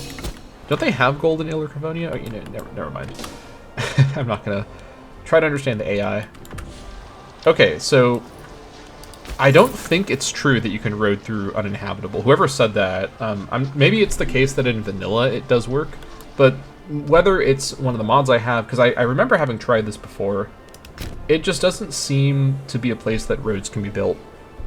And I also can't obviously build roads that are impassable, so it doesn't appear that roads are buildable through uninhabitable based on what just happened here. I had the money, so it wasn't a case of like running out of money. That's too bad. Let me go ahead and go heal these barbs while I'm up here, and then I will probably lower my levy actually after that. I don't have any more projects to do with them right now. I guess I could break my relationship with Takaza and go to war with them. I might actually do that while I'm up here. And also I might do that with Sigil Masa. I can break a tributary vassal relationship and just annex them directly right afterwards. So I may as well, while my armies are raised in the north, go clean those places up real quick. So I'll have these guys go up there. Out of food. Great. Actually, no, they're not. They're just taking food from Titchit. That's fair. But yeah, so that's a bummer. I was excited that I could actually road in the uninhabitable terrain, but it doesn't seem to work with this version of the game. Maybe it did in vanilla Imperator Rome, but maybe a mod I have is preventing it from working or something. Who can say? It's a mystery. Barbs up here. Oh, perfect timing. Okay. A loyal subject, our ruler's efforts to influence Varakisa Bulsa are well underway. In a jovial mood, Varakisa approached Archon Lambu, suggesting that a formal declaration of her loyalty and commitment to the assembly would be a fine way of showing our appreciation. We remain unconvinced that this is a politically sensible move. Ooh. I like political influence, but I also like stability. 66 for 10 is a pretty good option, though. This is completely free. 5 stability would be quite nice. I don't really want to lose 10 stability, but I do really want 66 political influence. Sorry, I gotta do it. It is required. Required by law. Well, not really, but that's what I'm gonna say at least. What am I looking for here? Divine sacrifices. It's mostly AE that's slowing things down. unfortunately. But I'm working on it. And you know what, with this PI, let me not neglect it. Let's go ahead and fix all the other provinces. Okay, so over here, what do we have? Minus 0.06. This can be switched over to... Actually, let me actually do this a bit more intelligently than what I was just about to do. What do we actually have here? 80% Bedic. See, this is why I check. So now I know this can go straight over to assimilation because it's already mostly Bedic. Up here, this is about 80%. I'm going to call this close enough and switch it over to assimilation. All right. Over here, this can be switched. 56% needs a bit more conversion, so keep it going. Up here, 62% needs more conversion. This I've switched already. This, yeah, more conversion for now. This place here probably needs to be on harsh treatment for a little while just to clean up. Up here, this can continue being on conversion. And over here, this probably needs to be on harsh treatment for a little while. We'll leave it on harsh treatment for a moment to clean up. And then with my remaining PI, I think I just save it for now, honestly. You never know what I might need the PI for. I'm sure something will come up that I need the PI for, just given time. All right, Fortress in Taban is done. Very nice. All right. Yep, this looks pretty good, I think.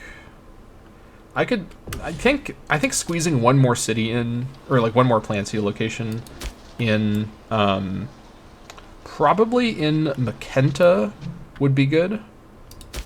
That being said, when I eventually do have, when I expand into Guinea, in this territory here, Fadama is the best location by far. It's the only good location, and it's a very good location. And it's right next to, well, it's not actually right next to Makenta. I'll wait for now. There's no need to be hasty here, but I'll get back to that later. The coming of the city of Bear. Our extension of new privileges and investments in the local infrastructure have seen Bear grow from relative humility into a true bozo city.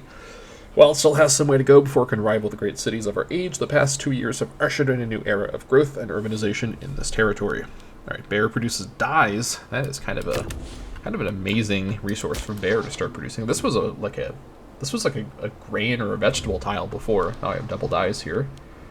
Very nice. Yeah, in fact, I don't need to import dyes anymore. Not that I was actually importing dyes, but I can export dyes now. Very, very nice. Okay. Okay, Dara Suwari is now the expected incoming Archon. She's my current Augur. For some reason, they really want an Augur to become the Archon. So this would be a Democrat reign, which might be fine, honestly. As long as they don't have their mission to demand me to change my election time laws. That's the one thing that I will not agree to ever do. I just don't want to deal with things being desynced. I already suffer enough with this game's many moments of breaking my OCD, but I can't deal with the elections being off cycle. It's not happening. So if they push for that, I'm gonna literally do an Archon veto. Like it's not efficient, it's not that big of a deal, but it's a big deal to me. So yeah, we'll deal with that if we get to it. But yeah, I'm fine with this. 9-2. Actually, I'm not sure I'm fine with this. This finesse amount is not really going to work for me, honestly. She's not bad, but I do need to actually attend to this. I don't have a lot of time to clean this up. So let me go ahead and replace her with, honestly, anybody, please. Who can we bring in now? I guess we can bring in... Let me promote Kodama to be the Augur, and then replace him with someone a little bit worse.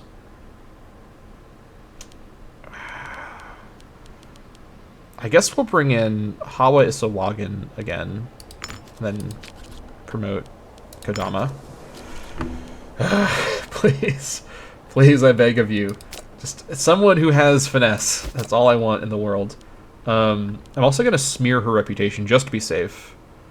Let's see. Yeah. Not ideal, but it should help. Here's what I'm going to do as well, just to be on the absolute safe side. Who's my most, like, powerful governor who is likely to be considered a possible Archon?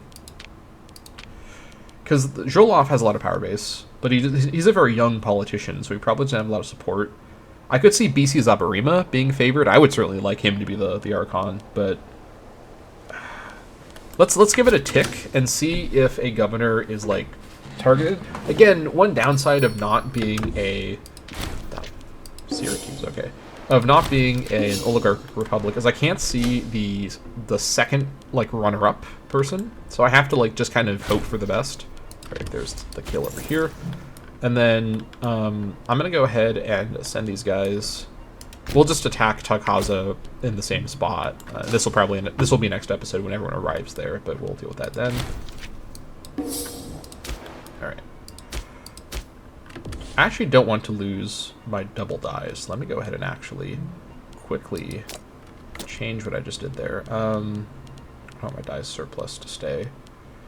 Trade overview, exports, trade goods, dies. Keeping one of these, please. Thank you. National Noble Happiness plus 8%. It's a game changer. Alright, what are we looking at now? Okay, Kodama, so for some reason, the people really want my Augur to become the Archon. So this would be a trad Archon with 1708. It's a little worse than I'd prefer, but, you know, I'll take this, honestly. And just because I have just noticed it, I'm going to definitely impose sanctions right now. Do I wait a little bit? Nope, I do it now. I'm not chancing the chance that I forget. Imposing sanctions, no corruption to come in here. He's perfect health at 58, so if it happens, it happens. But I guess we're going to have a trad character once again, after all. More omen power isn't bad at all, to be sure, so that's alright. Again, I would really like a oligarch Archon chip for build cost reduction, but if I replace him, will it be the next person I pick? Is that what we're doing now? We're just picking the Augur over and over? Alright, I'm not risking it. I'm not messing with it. I really hope it's just... yeah, I'm not going to mess with it. I just can't deal with low finesse Archon right now. What do we have here? Scout. Oh, here it is. It finished. We can now do Scout out Emporia. This will be 25 PI, 10 AE, and we get claims on... Are those all provinces? Hold on. Let me look. These are settlements. Okay, I was about to say, what is this mission? These are basically all the settlements over here, most likely. Let's get this going. Before the main force arrives in Emporia, we should send in irregulars to scout the country in preparation for the main invasion. You know, honestly, once I actually fight these desert dwellers, I might just have my army become the invasion force without lowering and re-raising. I mean, I may as well if I'm going to have this stuff ready to go. Yeah, I can just do this whenever I want. Okay. That's interesting. I still want to do this first. I also want to kill these barbs. And then I will see what I'm feeling at that point. Yeah, even on low morale, they still have plenty of morale to work with, so I'll leave it alone. But yeah, next episode we will actually potentially do the invasion of Oyat. I can actually just raise one of my other levies to do the war with the Khitan Revolt next episode. I don't need it to be my main Ghana levy, to be honest. Oh boy. Alright, well. I'm going to redirect, actually, to go deal with this. Probably have to deal with that. Okay. But no prisoners, right? Let's see. I do not.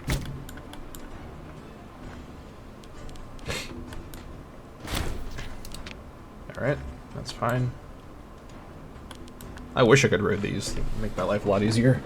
But nope. Election, yep. Alright, Kodama Soragama. Not anyone's favorite, but you'll do, I guess.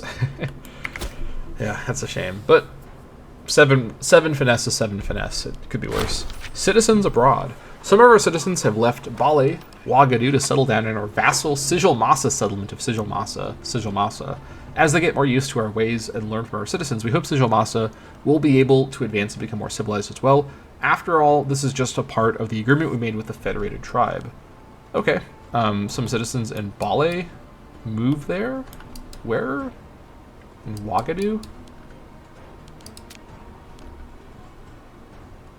I mean, sure. I don't know why in the world you would leave Ouagadougou to go to Sijilmassa, but okay. That's some hipsters moving out north. Petition. The wealthier residents of Ogo have sent a formal petition on behalf of the entire province, complaining about the harsh ways of their governor, Yuma Suwari. Here we go. It seems this taxation policy is causing quite the furor amongst landowners who are having to work their slaves to the bone in order to meet his tax quotas. It is unusual for subjects to complain. Alright, corruption on the way out. Literally like a month and a half on the way out. That's fine. Loyalty with Yuma is actually quite good right now. Province of Sila loses some happiness. This is fine. Not since Yuma is doing a good job. Also, I'm going to... Oh my god, have to do a sanction again.